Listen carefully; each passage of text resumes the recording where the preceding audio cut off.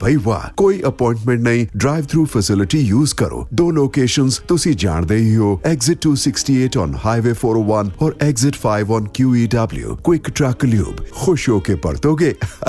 मान लो 519-622 0660 519622 0660 QTL, because we care। Quick Truck Lube।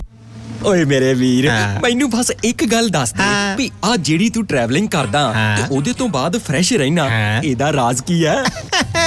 ਇਹਦਾ ਰਾਜ਼ ਹੈ Arlington fuel stop. Arlington fuel stop 1801 pioneer street highway exit 208 ਤੇ, ਜਿੱਥੇ ਤੁਹਾਨੂੰ ਫ੍ਰੀ ਕਾਫੀ, free fax service, free truck parking, ਰੋਟੀ, ਠੇਕਾ, ਲਾਂਡਰੀ, ਸ਼ਾਵਰ ਤੇ ਟਰੱਕਾਂ ਦਾ ਹੋਰ ਵੀ ਸਾਮਾਨ ਆਸਾਨੀ ਨਾਲ ਮਿਲੇਗਾ। ਹੁਣੇ ਕਾਲ ਕਰੋ 360 652 6066 ਯਾਨੀ 3606526066। ਇਹ 2 ਲੋਕੇਸ਼ਨਾਂ ਤੋਂ ਸੇਵਾਵਾਂ ਪ੍ਰਦਾਨ ਕਰਦੇ ਨੇ। Second location Lost Hill travel centre 14814 Ellom street, Lost Hills. Phone number 661 797 2354। ਉਹ ਯਾਰ ਕੀ ਸੁਪਨੇ ਦੇਖੇ ਸੀ ਕੈਨੇਡਾ ਆਉਣ ਤੋਂ ਪਹਿਲਾਂ? ਉਹ ਸੁਪਨੇ ਪੂਰੇ ਕਰਨੇ ਆ ਤਾਂ ਡ੍ਰੀਮ ਲਾਈਨਰ ਐਕਸਪ੍ਰੈਸ ਵਾਲਿਆਂ ਨੂੰ ਕਾਲ ਕਰ।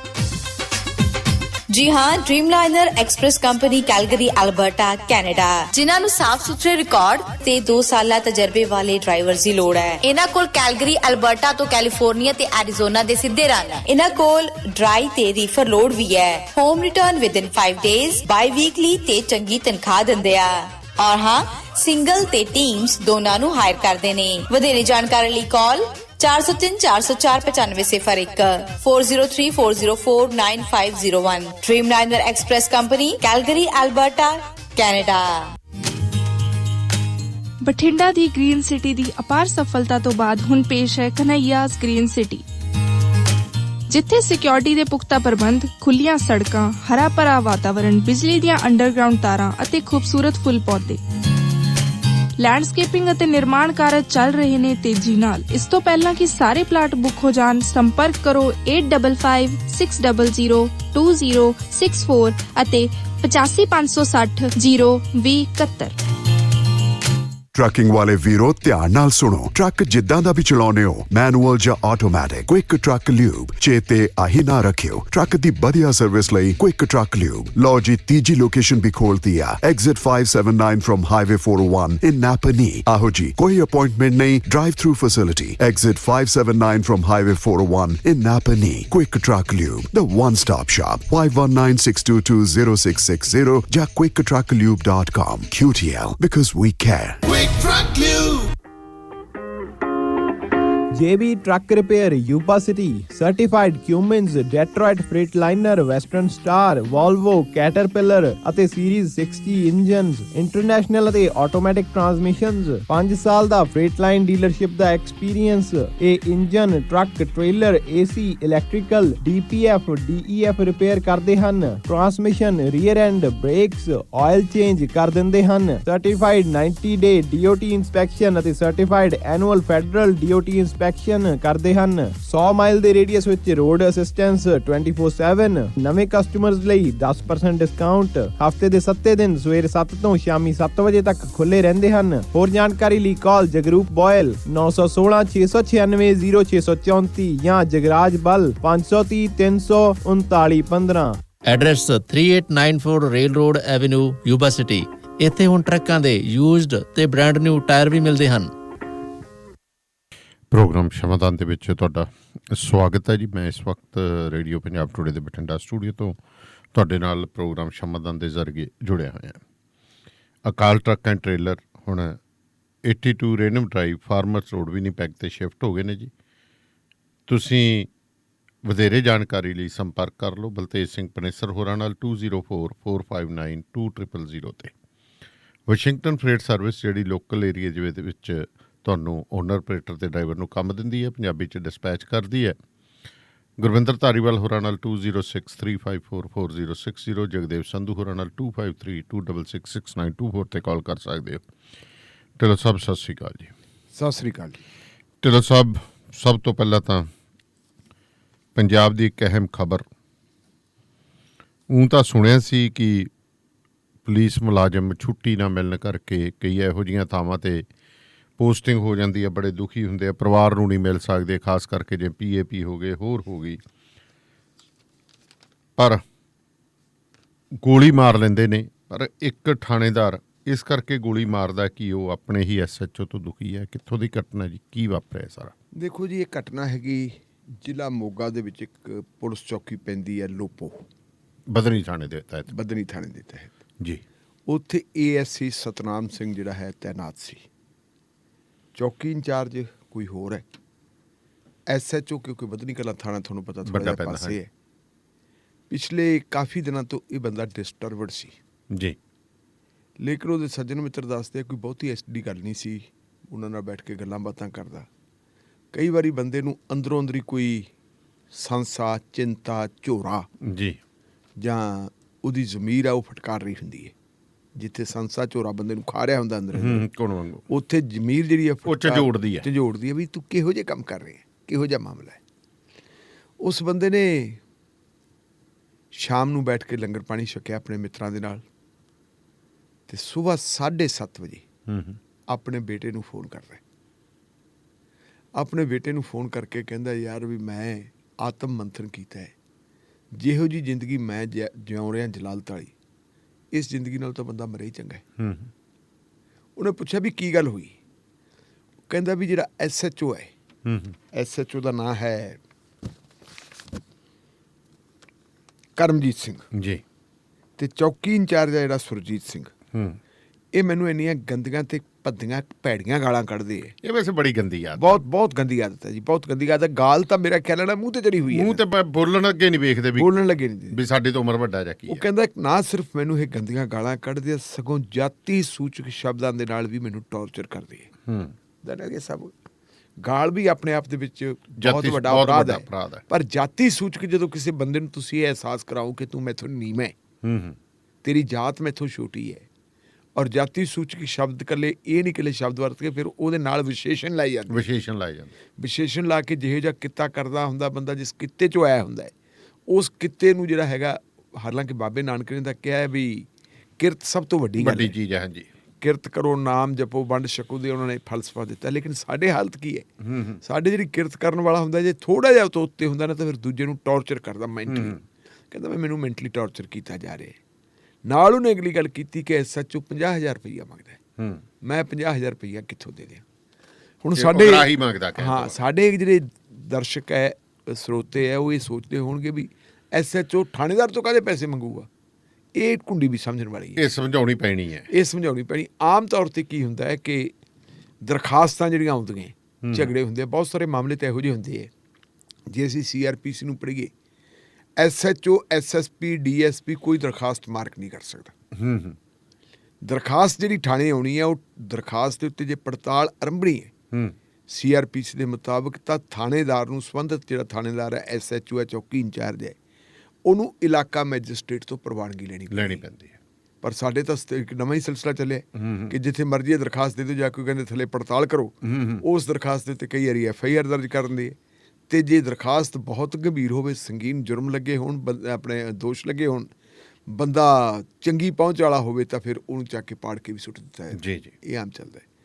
ਇਹਦੇ 'ਚ ਫਿਰ ਕੀ ਹੁੰਦਾ ਹੈ, ਜਿਹੜੇ SHO ਹੁੰਦੇ ਨਾ ਥਾਣੇ 'ਚ ਲੱਗੇ ਵੀ, ਆਪਣੇ ਬਹੁਤ ਸਾਰੇ ਸਰੋਤੇ ਇਸ ਕਿਸਮ ਦੇ ਜਿਨ੍ਹਾਂ ਨੂੰ ਲਾਲਚੀ ਹੁੰਦੀ ਹੈ, ਜਿਨ੍ਹਾਂ ਦੀ ਮਤਲਬ ਮਾਨਸਿਕਤਾ ਲਾਲਚੀ ਹੁੰਦੀ ਹੈ, ਉਹ ਦੇਖਦੇ ਕਿ ਹਾਂ ਮੁਨਸ਼ੀ ਨੇ ਵੀ ਫਤਿਹ ਬੁਲਾਤੀ। ਮੁਨਸ਼ੀ ਨੂੰ ਥਾਣੇ ਦੀ ਮਾਂ ਸਮਝਿਆ ਜਾਂਦਾ ਹੈ।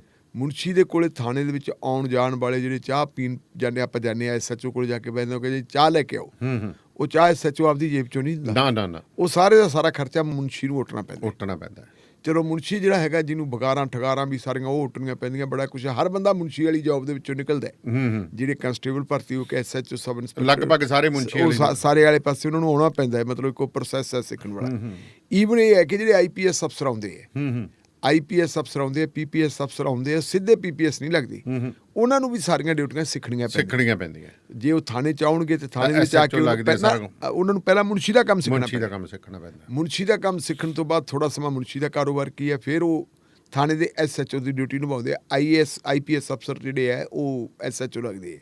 ਮੈਨੂੰ ਨਹੀਂ ਪਤਾ ਸੀ ਇਹ। ਜਦੋਂ ਪੰਜਾਬ ਦਾ ਮਾੜਾ ਦੌਰ ਸੀ ਤੇ ਆਪਣੇ ਇੱਕ ਗਵਰਨਰ ਹੁੰਦੇ ਸੀ, ਸੁਰਿੰਦਰ ਨਾਥ, ਉਹ ਗਵਰਨਰ ਜਿਨ੍ਹਾਂ ਦਾ ਜਹਾਜ਼ ਹਿਮਾਚਲ ਪ੍ਰਦੇਸ਼ ਦੇ ਵਿੱਚ ਨੋਟਾਂ ਦਾ ਮੀਂਹ ਪੈਂਦਾ ਸੀ, ਗੜਿਆਂ ਵਾਂਗੂ ਨੋਟ ਡਿੱਗਦੇ ਸੀ, ਉਹ ਇੱਥੇ ਸੁਰਿੰਦਰ ਨਾਥ ਆਪਣੇ ਸਿਵਲ ਹਸਪੀਟਲ ਦੇ ਵਿੱਚ ਇੱਕ ਫੰਕਸ਼ਨ ਸੀ ਤੇ ਉਹਦੇ ਤੇ ਆਇਆ। ਤੇ ਬਠਿੰਡੇ ਦੇ ਨਾਲ ਆਪਣੀਆਂ ਯਾਦਾਂ ਸਾਂਝੀਆਂ ਕਰਨ ਲੱਗ ਗਿਆ। ਤੇ ਉਹਨੇ ਕਿਹਾ ਕਿ ਸਭ ਤੋਂ ਪਹਿਲੀ ਨੌਕਰੀ ਮੇਰੀ ਬਤੌਰ SHO ਥਾਣਾ ਨਥਾਣਾ ਸੀ ਜੀ। ਮੈਂ ਥਾਣਾ ਨਥਾਣਾ ਦਾ SHO ਰਿਹਾ ਸੀ। ਮੈਂ ਬੜਾ ਭੰਬਲ ਭੂਸੇ ਦੇ ਵਿੱਚ ਵੀ ਇਹ DG ਆਪਣਾ ਐਡਾ ਵੱਡਾ ਅਫਸਰ ਰਿਟਾਇਰ ਹੋਇਆ, IG ਰਿਟਾਇਰ ਹੋਇਆ, ਕੀ ਹੈ ਜੋ ਕੁਛ ਵੀ ਹੈ, ਗਵਰਨਰ ਲੱਗਿਆ ਹੋਇਆ ਬੰਦਾ, ਇਹ ਮਤਲਬ ਇਹ SHO ਕਿਵੇਂ ਲੱਗ ਗਿਆ। ਫਿਰ ਪਤਾ ਲੱਗਿਆ ਵੀ SHO ਲੱਗਿਆ। ਤੇ ਇੱਕ ਵਾਰੀ ਤੈਨੂੰ ਮੈਂ ਇੱਕ ਨਵੀਂ ਹੋਰ ਗੱਲ ਦੱਸਦਾ, ਜਦੋਂ ਆਪਾਂ ਨਥਾਣੇ ਦਾ ਜ਼ਿਕਰ ਕਰਦੇ ਹਾਂ, ਨਥਾਣਾ ਕਿਸੇ ਜ਼ਮਾਨੇ ਦੇ ਵਿੱਚ ਜਿਹੜਾ ਫਿਰੋਜ਼ਪੁਰ ਦਾ ਹਿੱਸਾ ਹੁੰਦਾ ਸੀ। ਬਿਲਕੁਲ ਤਹਿਸੀਲ ਸੀ। ਤਹਿਸੀਲ ਨਹੀਂ, ਥਾਣਾ ਵੀ। ਸਭ ਤੋਂ ਪਹਿਲਾ ਥਾਣਾ ਜੇ ਆਪਾਂ ਦੇਖੀਏ ਅੰਗਰੇਜ਼ੀ ਰਾਜ ਦਾ ਥਾਣਾ ਸਾਡੇ ਨੇੜੇ ਨਥਾਣਾ ਸੀ। ਸਭ ਤੋਂ ਪਹਿਲਾ ਸਕੂਲ ਇਸ ਇਲਾਕੇ ਦਾ ਨਥਾਣੇ ਸੀ, ਅੰਗਰੇਜ਼ੀ ਰਾਜ ਦੇ ਵਿੱਚ ਹੁੰਦੇ ਸੀ, ਕਿਉਂਕਿ ਰਾਜੇ ਤਾਂ ਪੜ੍ਹ ਨਹੀਂ ਦਿੰਦੇ ਸੀ, ਆਪਦੇ ਸਕੂਲ ਪੜ੍ਹ ਨਹੀਂ ਦੇ, ਲੋਕ ਪੜ੍ਹ ਨਾ ਜਾਣ। ਤਾਂ ਉਦੋਂ ਕੀ ਹੋਇਆ ਸੀ, ਆਪਣੇ ਇੱਕ ਮੈਂ ਜਾਣਦਾ ਉਹਦਾ ਜਿਹੜਾ ਹੈਗਾ ਬੇਟਾ ਸਾਡਾ ਮਿੱਤਰ ਹੁੰਦਾ ਸੀ, ਸਾਡੇ ਨਾਲ ਪੜ੍ਹਦਾ ਹੁੰਦਾ ਸੀ, ਇੱਕ ਬਾਬੂ ਰਾਮ ਹੁੰਦਾ ਸੀ। ਬਾਬੂ ਰਾਮ ਰਿਟਾਇਰ ਵੀ ਹੋ ਗਿਆ ਸੀ, ਲੇਕਿਨ ਰਿਟਾਇਰ ਹੋਣ ਦੇ ਬਾਵਜੂਦ ਵੀ ਪੁਲਿਸ ਵਾਲੇ ਉੱਥੋਂ ਡਿਊਟੀ ਲੈਂਦੇ ਰਹਿੰਦੇ ਸੀ ਵੀ ਬਾਬੂ ਰਾਮ ਤੋਂ ਬਗੈਰ ਗੱਲ ਚੱਲਦੀ ਨਹੀਂ। ਉਹ ਨੈਬ ਕੋਰਟ ਦੀ ਡਿਊਟੀ ਨਿਭਾਉਂਦਾ ਹੁੰਦਾ। ਨਵੇਂ ਨੈਬ ਕੋਰਟ ਆਉਂਦੇ ਉਹਨਾਂ ਨੂੰ ਭੇਜਦੇ ਵੀ ਯਾਰ ਤੂੰ ਬਾਬੂ ਰਾਮ ਦੀਆਂ ਸੇਵਾਵਾਂ ਲੈ। ਤੇ ਬਾਬੂ ਰਾਮ ਇੱਥੇ ਫਿਰਦਾ ਹੁੰਦਾ, ਸ਼ੇਵ ਕੀਤੀ ਹੁੰਦੀ ਸੀ, ਸਿਰ ਤੇ ਪੱਗ ਬੰਨੀ ਹੁੰਦੀ ਸੀ, ਸਿਗਰਟੋ ਪੀਂਦਾ ਹੁੰਦਾ ਸੀ। ਮੇਰੇ ਖਿਆਲ ਹੈ ਮੇਰਾ ਉਹ ਮੁੰਡਾ, ਉਹਦਾ ਸ਼ਾਇਦ ਹਰੀਕਿਸ਼ਨ ਸੀ ਉਹਦਾ ਮੁੰਡਾ, ਜਿਹੜਾ ਸਾਡਾ ਮਿੱਤਰ ਸੀ ਜੀ। ਤੇ ਇੱਕ ਵਾਰੀ ਮੈਨੂੰ ਪਤਾ ਲੱਗਾ ਕਿ ਬਾਬੂ ਰਾਮ ਸਿਪਾਹੀ ਹੁੰਦਾ ਵੀ SHO ਰਿਹਾ ਸੀ ਨਥਾਣੇ ਥਾਣੇ ਦਾ। ਹੋ ਸਕਦਾ। ਮੈਂ ਕਿਹਾ ਇਹ ਕਿਵੇਂ ਹੋ ਗਿਆ ਵੀ ਸਿਪਾਹੀ ਨੂੰ SHO ਕਿਵੇਂ ਲਾਤਾ। ਉਹ ਕੁਛ ਹਾਲਾਤ ਇਹ ਬਣ ਗਏ ਕਿ ਸਿਪਾਹੀ ਇਕੱਲਾ ਥਾਣੇ 'ਚ ਹਾਜ਼ਰ ਨਹੀਂ ਸੀ, ਬਾਕੀ ਸਾਰੇ ਹਾਜ਼ਰ ਸੀ। ਤੇ ਕਸੂਰ ਕੁਛ ਇਹੋ ਜਿਹਾ ਹੋ ਗਿਆ, ਕੋਈ ਗਲਤ ਕੰਮ ਇਹੋ ਜਿਹਾ ਹੋ ਗਿਆ ਵੀ ਸਾਰਾ ਥਾਣਾ ਹੀ SP ਨੇ ਸਾਰਾ ਥਾਣਾ ਸਸਪੈਂਡ ਕਰਤਾ। ਜਿਹੜਾ ਬੰਦਾ ਗੈਰ ਹਾਜ਼ਰ ਸੀ ਉਹ ਬਚ ਗਿਆ। ਤੇ ਫਿਰ ਉਹ ਬਤੌਰ SHO ਨੇ ਕੋਈ 5-4 ਦਿਨ ਕੰਮ ਕੀਤਾ ਵੀ ਬਾਬੂ ਰਾਮ ਵੀ SHO ਹੁੰਦਾ ਸੀ। ਸੋ ਜਿਹੜੀ SHO ਦੀਆਂ ਪਾਵਰਾਂ ਹੁੰਦੀਆਂ, SHO ਦੇ ਕੋਲ ਬੜਾ ਕੁਛ ਹੁੰਦਾ। ਫਿਰ ਇਹ SHO ਦੇਖਦੇ ਵੀ ਬੰਦੇ ਕੋਲ ਦਰਖਾਸਤਾਂ ਕਿੰਨੀਆਂ ਗਈਆਂ। ਮੁਨਸ਼ੀ ਵਾਲੀ ਗੱਲ ਵੀ ਆਪਾਂ ਕਰਦੇ, ਚਾਹ ਪਾਣੀ ਦਾ ਖਰਚਾ ਮੁਨਸ਼ੀ ਦੇਣਾ, ਬਾਕੀ ਦਰਖਾਸਤਾਂ ਕਿੰਨੀਆਂ ਗਈਆਂ, ਤਫਤੀਸ਼ਾਂ ਕਿੰਨੀਆਂ। ਤੇ ਮੰਨਿਆ ਹੀ ਜਾਂਦਾ ਕਿ ਜਿਹਦੇ ਕੋਲੇ ਦਰਖਾਸਤਾਂ ਜਾਂ ਜਿਹੜਾ ਬੰਦਾ ਤਫਤੀਸ਼ ਕਰਦਾ FIR 10-20 ਤਾਂ ਬਣਾਏ ਵੀ ਇਹਨੇ ਦੂਜੇ ਤੋਂ ਪੈਸੇ ਲਏ ਹੋਣਗੇ। ਹਾਲਾਂਕਿ ਬਹੁਤ ਸਾਰੇ ਪੰਜਾਬ ਪੁਲਿਸ ਦੇ ਵਿੱਚ ਇਹੋ ਜਿਹੇ ਬੰਦੇ ਹੈਗੇ ਜਿਹੜੇ ਬਿਲਕੁਲ ਨਹੀਂ ਪੈਸਾ ਲੈਂਦੇ। ਮੈਂ ਬਹੁਤ ਸਾਰੇ ਸੱਜਣਾਂ ਨੂੰ ਇਹ ਜਾਣਦਾ ਜਿਹੜੇ ਆਪਣੇ ਆਪ ਨੂੰ ਇਹ ਸਮਝਦੇ ਆ ਵੀ ਅਸੀਂ ਖੁੰਡੇ ਲੱਗੇ ਚੰਗੇ ਆ, ਥਾਣੇ ਠੱਪੇ 'ਚ ਜਾਣ ਦੀ ਲੋੜ ਨਹੀਂ, ਨਾ ਸਾਥੋਂ ਬਗਾਰਾ ਹੋਣ, ਨਾ ਅਸੀਂ ਕਰੀਏ। ਜਿਹੜੀ ਤਨਖਾਹ ਦੇ ਉੱਤੇ ਉਹ ਗੁਜ਼ਾਰੇ ਕਰ ਲੈਂਦੇ। ਕਈ ਬੰਦਿਆਂ ਨੂੰ ਚਲੋ ਲਾ ਵੀ ਦਿੰਦੇ, ਲੱਗਣ ਦੇ ਬਾਵਜੂਦ ਵੀ ਉਹ ਪੈਸੇ ਨਹੀਂ ਲੈਂਦੇ। ਮੈਂ ਬੜੇ ਬੰਦਿਆਂ ਨੂੰ ਜਾਣਦਾ। ਆਪਣੇ ਇੱਥੇ ਸੰਦੀਪ ਹੀ ਹੈ, ਸੰਦੀਪ ਹੈਗੇ। ਸੰਦੀਪ ਤੋਂ ਬਾਅਦ ਪੁਰਾਣੇ ਬੰਦਿਆਂ ਦੀ ਜੇ ਆਪਾਂ ਗੱਲ ਕਰੀਏ ਤੇ ਇੱਕ ਗਿਆਨੀ ਗੁਰਬਚਨ ਸਿੰਘ ਹੁੰਦੇ ਸੀ, ਬੜਵਰ ਉਹਨਾਂ ਦਾ ਪਿੰਡ ਸੀ, ਸ਼ਾਇਦ ਮੇਰਾ ਖਿਆਲ ਹਾਲੇ ਉਹ ਜਿਉਂਦੇ ਹੈ ਜੀ। ਗਿਆਨੀ ਗੁਰਬਚਨ ਸਿੰਘ ਹੋਰੀ ਮਤਲਬ ਕੰਸਟੇਬਲ ਭਰਤੀ ਹੋਏ ਸੀ। ਸਾਡੇ ਆਪਦੇ ਥਾਣੇ ਸੰਗਤ ਦੇ ਵਿੱਚ ਮੈਂ ਉਹਨਾਂ ਨੂੰ ਮੁਨਸ਼ੀ ਹੌਲਦਾਰ ਵੀ ਦੇਖੇ। ਬਾਅਦ ਦੇ ਵਿੱਚ ਕੋਟ ਭਾਈ ਥਾਣੇ ਦੇ ਵਿੱਚ ਮੈਂ ਉਹਨਾਂ ਨੂੰ SHO ਵੀ ਦੇਖਿਆ, ਇੰਸਪੈਕਟਰ ਵੀ ਦੇਖਿਆ, ਤੇ DSP ਉਹ ਰਿਟਾਇਰ ਹੋਏ। ਉਹਦੇ ਬਾਰੇ ਇਹ ਮੰਨਿਆ ਜਾਂਦਾ ਸੀ ਕਿ ਉਹ ਬੰਦਾ ਪੈਸੇ ਨੂੰ ਹੱਥ ਨਹੀਂ ਲਾਉਂਦਾ ਸੀ। ਬਹੁਤ ਸਾਰੇ ਲੋਕ ਹੁੰਦੇ ਜਿਹੜੇ ਪੈਸੇ ਨਹੀਂ ਲੈਂਦੇ, ਲੇਕਿਨ ਜਦੋਂ ਬੰਦਾ SHO ਲੱਗ ਜਾਂਦਾ ਨਾ, SHO ਅੱਜ ਦੇ ਜ਼ਮਾਨੇ ਦੇ ਵਿੱਚ ਜਿਹੜਾ SHO ਲੱਗਦਾ, ਉਹ SHO ਲੱਗਣਾ ਵੀ ਇੱਕ ਬਿੱਲੀ ਪਾਪੀ ਹੈ। ਬਹੁਤ ਵਾਕਿਆ ਸਹੀ ਗੱਲ। ਉਹਨੂੰ SHO ਨੂੰ ਪਹਿਲਾਂ ਤਾਂ ਹਲਕਾ ਇੰਚਾਰਜ ਨਿਚੋੜਦੇ ਆ, MLA ਨਿਚੋੜਦੇ ਆ, MLA ਦੇ ਚਮਚੇ ਨਿਚੋੜਦੇ ਆ, ਫਿਰ ਉੱਤੇ DSP ਆ ਗਿਆ, ਫਿਰ SSP ਆ ਗਿਆ, ਬੜਾ ਕੁਛ। ਇੱਥੇ ਉਹਨੂੰ ਅਗਲਾ ਕਹਿੰਦਾ ਜੀ SSP ਨੂੰ ਕੀ ਲੋੜ ਹੁੰਦੀ ਹੈ। ਉਹ ਨਾਲ ਦੀ ਨਾਲ ਜਦੋਂ ਆਉਂਦੇ ਵੀ ਆਹ ਕਰੋ ਜੀ, ਆਹ ਕਰੋ ਜੀ, ਆਹ ਕਰੋ। ਹੁਣ ਕਈ ਤਾਂ ਦਾਨੇ ਵਾਲੀ ਸਾਹਿਬ ਸਿਸਟਮ ਨੂੰ ਕਰੀਏ ਕੀ, ਸਿਸਟਮ ਇੰਨਾ ਗਰਕ ਗਿਆ। ਮੈਨੂੰ ਨਹੀਂ ਪਤਾ ਵੀ ਆਪਣੇ ਜਿਹੜੇ ਹੁਣ ਵਾਲੇ SSP ਸਾਹਿਬ ਹੈ ਭੁਪਿੰਦਰਜੀਤ ਬਿਰਕ, ਇਹਨਾਂ ਨੇ ਕਿਸੇ ਦੀ ਇਹਨਾਂ ਤੇ ਨਜ਼ਰ ਸਵੱਲੀ ਹੋਈ ਹੈ ਕਿ ਨਹੀਂ, ਜਾਂ ਇਹਨਾਂ ਨੇ ਕਿਸੇ ਨੂੰ ਵੜਨ ਦਿੱਤਾ ਕਿ ਨਹੀਂ ਵੜਨ ਦਿੱਤਾ। ਆਮ ਤੌਰ ਤੇ ਇਹ ਮੰਨਿਆ ਜਾਂਦਾ ਹੈ, ਜਿਹੜੀਆਂ ਮੇਰੇ ਕੋਲ ਇਨਫੋਰਮੇਸ਼ਨਾਂ ਆ ਰਹੀਆਂ ਪੁਰਾਣੀਆਂ, ਕਿ ਜਦੋਂ ਇੱਥੇ ਨਵਾਂ SSP ਆਉਂਦਾ ਨਾ, ਜਾਂ IG ਜਾਂ DIG ਜਿਹੜਾ ਰੇਂਜ ਦਾ ਇੰਚਾਰਜ ਆਉਂਦਾ ਹੈ, ਤੇ ਜਿਹੜੇ ਸ਼ਰਾਬ ਦੇ ਠੇਕੇਦਾਰ ਹੈ, ਜਿਨ੍ਹਾਂ ਦਾ ਏਕਾਧਿਕਾਰ ਹੈ, ਉਹ ਨਿੱਕੇ ਨਿੱਕੇ ਤੱਕ ਹੀ ਫਿਰਦੇ, ਜਿਨ੍ਹਾਂ ਦਾ ਪੂਰਾ ਮਤਲਬ ਏਕਾਧਿਕਾਰ ਹੈ, ਕਹਿੰਦੇ ਜੀ ਨਵੀਂ ਗੱਡੀ ਦੇ ਦਿੰਦੇ। ਅੱਛਾ। ਫਾਰਚੂਨਰ ਤੱਕ ਦੀਆਂ ਗੱਡੀਆਂ ਵੀ ਦਿੱਤੀਆਂ ਹੋਈਆਂ, ਆਹ ਲਓ ਜੀ ਇਹ ਤੁਹਾਡੀ ਭੇਟ ਚੜਾਤੀ। ਉਹ ਨਾਂ ਨੂੰ ਪਤਾ ਨਹੀਂ ਬੰਦਾ ਕਿਵੇਂ ਕਰਾਉਂਦਾ ਹੋ, ਕੀ ਕੁਝ ਬੜਾ ਕੁਛ ਚੱਲਦਾ ਹੁੰਦਾ ਹੈ। ਸੋ SHO ਦੀ ਕਾਬ ਦੀ ਮਜਬੂਰੀ ਹੁੰਦੀ ਹੈ ਵੀ ਉਹਨੂੰ ਉਤਲੇ ਨਿਚੋੜਦੇ ਵੀ ਲਿਆ ਭਾਈ ਦੇ ਪੈਸੇ। ਉਹ ਫਿਰ SHO ਕਈ ਵਾਰੀ ਕੀ ਕਰਦੇ ਆ ਵੀ ਤੁਸੀਂ ਲਿਆਓ ਜੀ ਤਫਤੀਸ਼ੀ ਲਿਆਓ, ਤਫਤੀਸ਼ੀਆਂ ਤੇ ਗੱਲ ਪਾ ਦਿੰਦੇ, ਮੁਨਸ਼ੀਆਂ ਤੇ ਗੱਲ ਪਾ ਦਿੰਦੇ ਆ। ਹਾਲਤ ਇੱਥੋਂ ਹੋ ਜਾਂਦੀ ਹੈ ਕਿ ਇੱਕ ਵਾਰੀ ਤਾਂ ਇਹ ਹਾਲਤ ਹੋ ਗਈ ਸੀ ਬਠਿੰਡੇ ਦੇ ਵਿੱਚ, ਮੈਂ ਦੇਖਿਆ ਜੋ ਮਾੜਾ ਦੌਰ ਸੀ ਜੀ, ਕਿ ਉੱਪਰ ਪੈਸੇ ਨਾ ਦਿੱਤੇ ਗਏ, ਉੱਪਰ ਪੈਸੇ ਨਾ ਦਿੱਤੇ ਗਏ ਤੇ ਹੁਣ ਪੈਸੇ ਕਰੀਏ ਕੀ। ਤਾਂ ਇੱਕ SHO ਸੀ ਮੇਰਾ ਬੜਾ ਵਧੀਆ ਵਾਕਫ ਸੀ, ਬੜਾ ਰਾਮੇ ਲੱਗਿਆ ਹੋਇਆ ਸੀ। ਤੇ ਜਿਹੜਾ SSP ਲੱਗਿਆ ਸੀ, ਤੁਸੀਂ ਵੀ ਜਾਣਦੇ ਹੋ, ਮੈਨੂੰ ਨਾਂ ਨਹੀਂ ਆਉਣੇ ਯਾਰ ਲੈਂਦਾ, ਕਿਉਂਕਿ ਪਰਿਵਾਰ ਉਹਦਾ ਬੜਾ ਵੈਲ ਸੈਟਲਡ ਹੈ, ਬੱਚਿਆਂ ਦਾ ਫਿਰ ਮਤਲਬ ਜਿਹੜਾ ਸਿਲਸਿਲਾ, ਹਾਂਜੀ, ਉਹਨੇ ਜੀ ਪੈਸੇ ਮੰਗਣੇ, ਉਹ ਵਾਇਰਲੈਸ ਤੇ ਪੈਸੇ ਮੰਗ ਲੈਂਦਾ ਸੀ। ਅੱਛਾ, ਤਕੜਾ ਸੀ ਬੰਦਾ ਵੀ ਵਾਇਰਲੈਸ ਤੇ ਪੈਸੇ ਲਿਆਓ ਜੀ। ਅੱਗੇ ਵੀ ਦਿੰਦਾ ਸੀ ਨਾ, ਮੁੱਖ ਮੰਤਰੀ ਦੇ ਭਰਾ ਨੂੰ ਵੀ ਪੈਸੇ ਦਿੰਦਾ ਹੁੰਦਾ ਸੀ। ਅੱਛਾ ਜੀ। ਤੇ ਵੀ ਲਿਆਓ ਜੀ ਕਰਾਂ ਪੈਸੇ ਚਾਹੀਦੇ। ਜਦੋਂ ਮੰਗ ਲਏ ਤੇ SHO ਕਹਿੰਦਾ ਹੁਣ ਕਿਵੇਂ ਕਰੀਏ। SHO ਨੇ ਮੁਨਸ਼ੀ ਨੂੰ ਕਹਿੰਦਾ ਐਂ ਕਰ ਵੀ ਰੈਂਕ ਵਾਈਜ਼ ਸਭ ਦੀਆਂ ਤਨਖਾਹਾਂ ਕੱਟ ਲਾ, ਈਵਨ ਜਿਹੜੇ ਹੋਮਗਾਰਡ ਦੇ ਜਵਾਨ ਉਹਨਾਂ ਦੇ 50-50 ਕੱਟ ਉਹਨਾਂ ਲਏ। ਦੇ ਵੀ 50-50 ਜਦੋਂ ਕੱਟ ਲਏ ਹਾਂ। ਤੇ ਹੋਮਗਾਰਡ ਦੇ ਵਿਚਾਰੇ ਮਤਲਬ ਆ ਕੇ ਕਹਿੰਦੇ ਜਨਾਬ ਆ ਕੀ ਗੱਲ, ਤੇ ਉਹਨੇ ਜੀ ਦੂਜੇ ਤੀਜੇ ਦਿਨ ਮਗਰੋਂ ਤੇ ਢਿੱਲੀਆਂ ਦੀਆਂ ਮੁੱਛਾਂ ਕੀਤੀਆਂ ਤੇ ਤੁਰਿਆ ਵੇ। ਮੈਂ ਕਿਹਾ ਬਾਈ ਜੀ ਕਿਵੇਂ ਢਿੱਲੇ ਜੇ ਤੁਰੇ ਹੋਣੇ? ਉਹ ਕਹਿੰਦਾ ਯਾਰ ਮੈਂ ਲਾਈਨ 'ਚ ਆ ਗਿਆ। ਮੈਂ ਕਿਹਾ ਯਾਰ ਕਿਉਂ ਆ ਗਿਆ, ਤੇਰੀ ਤਾਂ ਗੱਲ ਵਧੀਆ। ਕਹਿੰਦਾ ਯਾਰ ਹੁਣ ਨਾ ਜਿਹੜੇ ਹੈਗੇ ਹੁਣ ਇਕੱਲਾ ਇਹ ਰਹਿ ਗਿਆ ਵੀ ਅਸੀਂ ਅੰਗ ਵੱਢਣੇ ਰਹਿ ਗਏ। ਮੈਂ ਯਾਰ ਕਹਿੰਦਾ ਹੋਮਗਾਰਡੀਆਂ ਦੀ ਕਹਿੰਦਾ ਰੋਟੀ ਤਾਂ ਲਈ ਖੋ, ਪੈਸੇ ਦੇਣ ਵਾਸਤੇ ਐਸਐਸਪੀ ਨੂੰ ਸਾਨੂੰ ਇਹ ਕੁਛ ਕਰਨਾ ਪਿਆ। ਇਹ ਬੜਾ ਕੁਛ ਜਿਹੜਾ ਪੁਲਿਸ ਦੇ ਵਿੱਚ ਚੱਲਦਾ ਹੈ। ਔਰ ਉਹ ਫਿਰ ਜਦੋਂ ਦੂਜਾ ਜਦੋਂ ਉਹਨੂੰ ਉੱਤੋਂ ਗਾਲਾਂ ਮਿਲਦੀਆਂ, ਉਹ ਮਤਹਿਤ ਨੂੰ ਗਾਲਾਂ ਮਤਹਿਤ ਨੂੰ ਗਾਲਾਂ ਕੱਢਦਾ, ਮਤਹਿਤ ਨੂੰ ਗਾਲਾਂ ਦਿੰਦਾ। ਮਤਹਿਤ ਕਈ ਜਿਹੜੇ ਹੁੰਦੇ ਗੈਰਤਮੰਦ ਹੁੰਦੇ ਉਹਨਾਂ ਤੋਂ ਨਹੀਂ ਹੁੰਦਾ। ਔਰ ਉਹ 50,000 ਰੁਪਇਆ ਤੇ ਗਾਲਾਂ ਦੀ ਵਜ੍ਹਾ ਕਾਰਨ ਇਹਨੇ ਜੀ ਜਿਹੜੇ ਹੈਗੇ ਸਤਨਾਮ ਸਿੰਘ ਗੋਲੀ ਮਾਰ ਲਈ। ਸਤਨਾਮ ਸਿੰਘ ਨੇ ਆਪਣੇ ਆਪ ਨੂੰ ਗੋਲੀ ਮਾਰ ਲਈ। ਇਕੱਲਾ ਉਹਨੇ ਆਪਣੇ ਬੇਟੇ ਨੂੰ ਨਹੀਂ ਦੱਸਿਆ, ਉਹਦੇ ਕੋਲ ਸੁਸਾਈਡ ਨੋਟ ਵੀ ਬਰਾਮਦ ਹੋਇਆ। ਤੇ ਖਬਰ ਲੱਗੀ ਪਈ ਹੈ ਜੀ ਐਸਐਚਓ ਨੂੰ ਕਹਿੰਦੇ ਸਸਪੈਂਡ ਕਰਤਾ। ਪਰਚਾ ਨਹੀਂ ਕੀਤਾ ਹਾਲੇ ਤੱਕ, ਸਸਪੈਂਡ ਕੀਤਾ ਹੈ। ਹੁਣ ਇਹ ਵੇਖਣ ਵਾਲੀ ਗੱਲ ਹੈ ਅਸਲ ਦੇ ਵਿੱਚ ਜਿਹੜਾ ਨੇ ਓਵਰਆਲ ਜਿਹੜੀ ਹੈ ਨਾ ਜਿਹੜੀ ਉੱਪਰ ਡੀਜੀਪੀ ਤੋਂ ਲੈ ਕੇ ਥੱਲੇ ਤੱਕ ਇਹ ਆਪਰੇਸ਼ਨ ਹੋਣ ਵਾਲਾ ਤੁਹਾਡੇ ਧਿਆਨ 'ਚ ਹੈ। ਪ੍ਰਕਾਸ਼ ਸਿੰਘ ਯੂਪੀ ਕਾਡਰ ਦੇ ਜਿਹੜੇ ਹੈਗੇ IPS ਆਫੀਸਰ ਡੀਜੀਪੀ ਵੀ ਰਹੇ ਉੱਥੋਂ ਦੇ, ਰਿਟਾਇਰ ਹੋ ਗਏ। ਕੁਛ ਡੀਜੀਪੀ ਹੁੰਦੇ ਜਿਨ੍ਹਾਂ ਦੇ ਜ਼ਿੰਦਗੀ ਦੇ ਵਿੱਚ ਤਜਰਬੇ ਹੁੰਦੇ ਆ, ਉਹਨਾਂ ਨੂੰ ਇੱਕ ਅਸੀਂ ਤਾਂ ਸੰਤਾਪ ਕੱਟਿਆ, ਦੂਜੇ ਨਾ ਕੱਟਣ।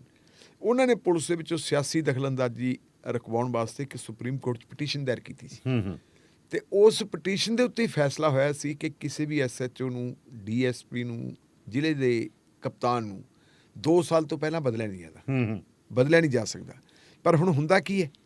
ਹੁਣ ਹੁੰਦਾ ਹੈ ਕਿ ਪਾਵਰਾਂ ਸਾਰੀਆਂ SSP ਕੋਲੇ ਹੈ। SSP ਨੂੰ ਲਵਾਉਣ ਵਾਲਾ MLA ਹੁੰਦਾ ਜਾਂ ਵਜ਼ੀਰ ਹੁੰਦਾ। ਉਹ ਕਹਿੰਦਾ ਜੀ ਆਹ ਕੁਛ ਚਾਹੀਦਾ, ਫਿਰ ਉਹ ਕਹਿੰਦਾ ਲਿਖ ਕੇ ਦੇ ਭਾਈ ਜੀ, ਲਿਆਓ। ਮੇਰੀ ਸਿਹਤ ਨਹੀਂ ਠੀਕ। ਜਿਵੇਂ ਹੁਣ ਅਖਬਾਰਾਂ ਵਾਲਿਆਂ ਨੇ ਵੀ ਇੱਕ ਨਵਾਂ ਤਰੀਕਾ ਕੱਢਿਆ ਨਾ, ਅਖਬਾਰਾਂ ਵਾਲਿਆਂ ਨੇ, ਮੀਡੀਆ ਵਾਲਿਆਂ ਨੇ ਕੱਢਿਆ। ਜਿਹੜੇ ਪੱਤਰਕਾਰ ਹੁੰਦੇ ਉਹਨਾਂ ਨੇ ਸ਼ੰਟੀ ਕਰਦੇ ਕਿ ਕੋਈ ਗੱਲ ਨਹੀਂ, ਫਿਰ ਜੇ ਹੁਣ ਤਾਂ ਆਪਣੇ ਤੇ ਸੰਕਟ ਤਾਂ ਇਹਨੂੰ ਫੇਰ ਰੱਖ ਲਾਂਗੇ, ਤੂੰ ਲਿਖ ਕੇ ਭੇਜ ਦੇ 2 ਅੱਖਰ, ਅਸਤੀਫਾ ਦੇ ਦੇ, ਕਿ ਬੰਦਾ ਕੋਰਟ ਨਾ ਚਲਾ ਜਾਵੇ। ਹੱਥ ਵੱਢ ਲੈਂਦੇ ਉਹ, ਹੱਥ ਵੱਢ ਕੇ ਉਹਨਾਂ ਨੂੰ ਇਸ ਤਰ੍ਹਾਂ ਕਰ ਲੈਂਦੇ। ਲੇਕਿਨ ਇਹ ਵੀ ਲੋੜ ਇਸ ਗੱਲ ਦੀ ਹੈ ਕਿ ਜਿੰਨੀ ਦੇਰ ਤੱਕ ਪੁਲਿਸ ਪ੍ਰਸ਼ਾਸਨ ਦੇ ਵਿੱਚੋਂ ਜਿਹੜੀ ਹੈ ਸਿਆਸੀ ਦਖਲਅੰਦਾਜ਼ੀ ਖਤਮ ਨਹੀਂ ਹੁੰਦੀ, ਉਨੀ ਦੇਰ ਤੱਕ ਨਾ ਪੁਲਿਸ ਦਾ ਸੁਧਾਰ ਹੋਵੇ ਤੇ ਨਾ ਅਜਿਹੀਆਂ ਘਟਨਾਵਾਂ ਜਿਹੜੀਆਂ ਉਹ ਵਾਪਰਨ ਤੋਂ ਹਟਣ। ਬਿਲਕੁਲ ਇਹ ਢਿੱਲੋਂ ਸਾਹਿਬ ਵੈਸੇ ਇਕੱਲੀ ਪੁਲਿਸ ਦੀ ਗੱਲ ਨਹੀਂ, ਆਪਣੇ ਜਦੋਂ ਸਰਕਟ ਹਾਊਸ ਦੇ ਵਿੱਚ ਹੁਣ ਆਪਾਂ ਤਹਿਸੀਲਾਂ ਦੀ ਗੱਲ ਵੀ ਨਾਲ ਛੇੜੀ।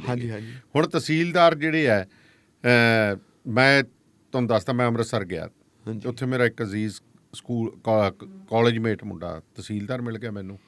ਮੈਂ ਉੱਥੇ ਸਰਕਟ ਹਾਊਸ ਰੁਕਿਆ ਸੀ, ਉਹਨੇ ਮੁੰਡੇ ਨੂੰ ਇਕੱਠੇ ਕਹਿੰਦਾ ਵੀ ਸਾਰਾ ਲੰਗਰ ਪਾਣੀ ਪਈ ਦਾਨੇ ਵਾਲੇ ਸਾਹਿਬ ਦਾ ਤੂੰ ਸੰਭਾਲ। ਮੈਂ ਕਿਹਾ ਨਹੀਂ ਬਾਈ ਆਪਾਂ ਨੂੰ ਤਾਂ ਮਿਲ ਜਾਣੇ ਆ। ਕਹਿੰਦਾ ਬਾਈ ਇਹ ਮੇਰੇ ਆ। ਕਹਿੰਦਾ ਮੈਂ ਕਿਹਾ ਤੇਰੇ ਕਿਵੇਂ ਆ? ਕਹਿੰਦਾ ਗੱਲ ਸੁਣੋ, ਹਫ਼ਤਾ ਮੇਰਾ ਹੈ ਇੱਥੇ, ਜਿਹੜਾ ਸਰਕਾਰੀ ਗੈਸਟ ਆਉਣਾ, ਕੋਈ ਅਫਸਰ ਆਉਣਾ, ਕੋਈ SSP ਆਉਣਾ, ਕੋਈ ਹੋਰ ਆਉਣਾ, ਭਰਾਵਾ ਕਹਿੰਦਾ ਜੇ ਉਹਦੇ 'ਚ ਤੂੰ 2 ਬੁਰਕੀਆਂ ਖਾ ਲੇਗਾ ਕਿ ਫੇਰ ਕੀ ਫਰਕ ਪੈ ਜੂ? ਤੁਹਾਡੇ ਧਿਆਨ 'ਚ ਹੁਣ ਮੈਂ ਲਿਆਉਣਾ, ਇੱਕ ਵਾਰੀ ਇੱਕ ਵਜ਼ੀਰ ਨੇ ਆਉਣੀ ਸੀ, ਆਉਣਾ ਸੀ ਇੱਥੇ ਸਰਕਟ ਹਾਊਸ ਦੇ ਵਿੱਚ। ਆਪਾਂ ਸਾਰੇ ਬੈਠੇ ਸੀ, ਬਿਲਕੁਲ ਸਾਰੇ ਬੈਠੇ ਸੀ, ਤੇ ਆਪਣੇ ਵਾਸਤੇ ਚਾਹ ਪਾਣੀ ਆ ਗਿਆ। ਪਹਿਲਾਂ ਪਾਣੀ ਆਇਆ, ਫਿਰ ਚਾਹ ਆ ਗਈ, ਚਾਹ ਦੇ ਨਾਲ ਸਮੋਸੇ ਆ ਗਏ, ਬਰਫੀ ਆ ਗਈ, ਸਾਰਾ ਕੁਛ ਆ ਗਿਆ। ਬੜੇ ਖੱਬੀ ਖਾਨ ਪੱਤਰਕਾਰ ਵੱਡੇ ਉਹ ਚੱਕੀ ਜਾਣ ਤੇ ਖਾਈ ਜਾਣ। ਇਹ ਉਹਨਾਂ ਦਿਨਾਂ ਦੀ ਗੱਲ ਹੈ ਜਦੋਂ ਇੱਥੇ ਕਿਸਾਨ ਬੈਠੇ ਸੀ, ਨਰਮੇ ਦੀ ਚਿੱਟੀ ਮੱਖੀ ਦੇ। ਹਾਂ ਬਿਲਕੁਲ। ਉਹ ਵਜ਼ੀਰ ਫਿਰ ਆਉਂਦੇ ਹੁੰਦੇ ਸੀ ਇੱਥੇ ਪਤਾ ਚਿੱਤਾ ਲੈਣ ਵਾਸਤੇ ਵੀ ਇਹਨੂੰ ਰੋਕੋ ਯਾਰ, ਕਰੀਏ ਕੁਛ ਨਾ ਕੁਛ ਕਰੀਏ ਤੇ ਖਾਈ ਜਾਣ। ਮੈਨੂੰ ਕਿਉਂਕਿ ਸਿਸਟਮ ਦਾ ਪਤਾ ਸੀ, ਮੇਰੇ ਨਾਲ 2-3 ਅੰਗਰੇਜ਼ੀ ਦੇ ਪੱਤਰਕਾਰ ਬੈਠੇ। ਮੈਂ ਕਿਹਾ ਵੀ ਕਿੰਨਾ ਕੁ ਸਵਾਦ ਆ ਮਾਲ, ਇਹ ਬਹੁਤ ਵਧੀਆ, ਬਹੁਤ ਵਧੀਆ, ਬੜੇ ਸ਼ੌਕ ਨਾਲ ਫਿਰ ਮੂੰਹ 'ਚ ਪਾ ਲਿਆ ਕਰਨ। ਮੈਂ ਕਿਹਾ ਯਾਰ ਨਾ ਆਪਾਂ ਜੱਟਾਂ ਦਾ ਹੈ ਨਾ, ਆਹ ਜਿਹੜਾ ਖਾ ਰਹੇ ਆਪਾਂ ਜੱਟਾਂ ਦਾ ਲਹੂ ਪੀ ਰਹੇ। ਇੱਕ ਮੈਨੂੰ ਕਹਿੰਦਾ ਬਾਹਲਾ ਸਿਆਣਾ, ਕਹਿੰਦਾ ਵੀ ਆਪਾਂ ਜੱਟਾਂ ਦਾ ਲਹੂ ਕਿਵੇਂ ਪੀਣੀ, ਆਪਾਂ ਐਡੇ ਗਏ ਗੁਜਰੇ ਆ। ਮੈਂ ਕਿਹਾ ਹਾਂ, ਆਓ ਸਾਹਮਣੇ ਮੈਂ ਕਿਹਾ ਖੜਾ, ਉਹ ਤਹਿਸੀਲਦਾਰ ਨਹੀਂ ਖੜਾ, ਨਾਇਬ ਤਹਿਸੀਲਦਾਰ ਅੱਜ ਕੱਲ੍ਹ ਤਾਂ ਬਹੁਤ ਉੱਚੀਆਂ ਬੁਲੰਦੀਆਂ। ਹਾਂ ਮੈਂ ਕਿਹਾ ਨਾਇਬ ਤਹਿਸੀਲਦਾਰ ਖੜਾ। ਹਾਂ ਕਹਿੰਦਾ ਹਾਂ।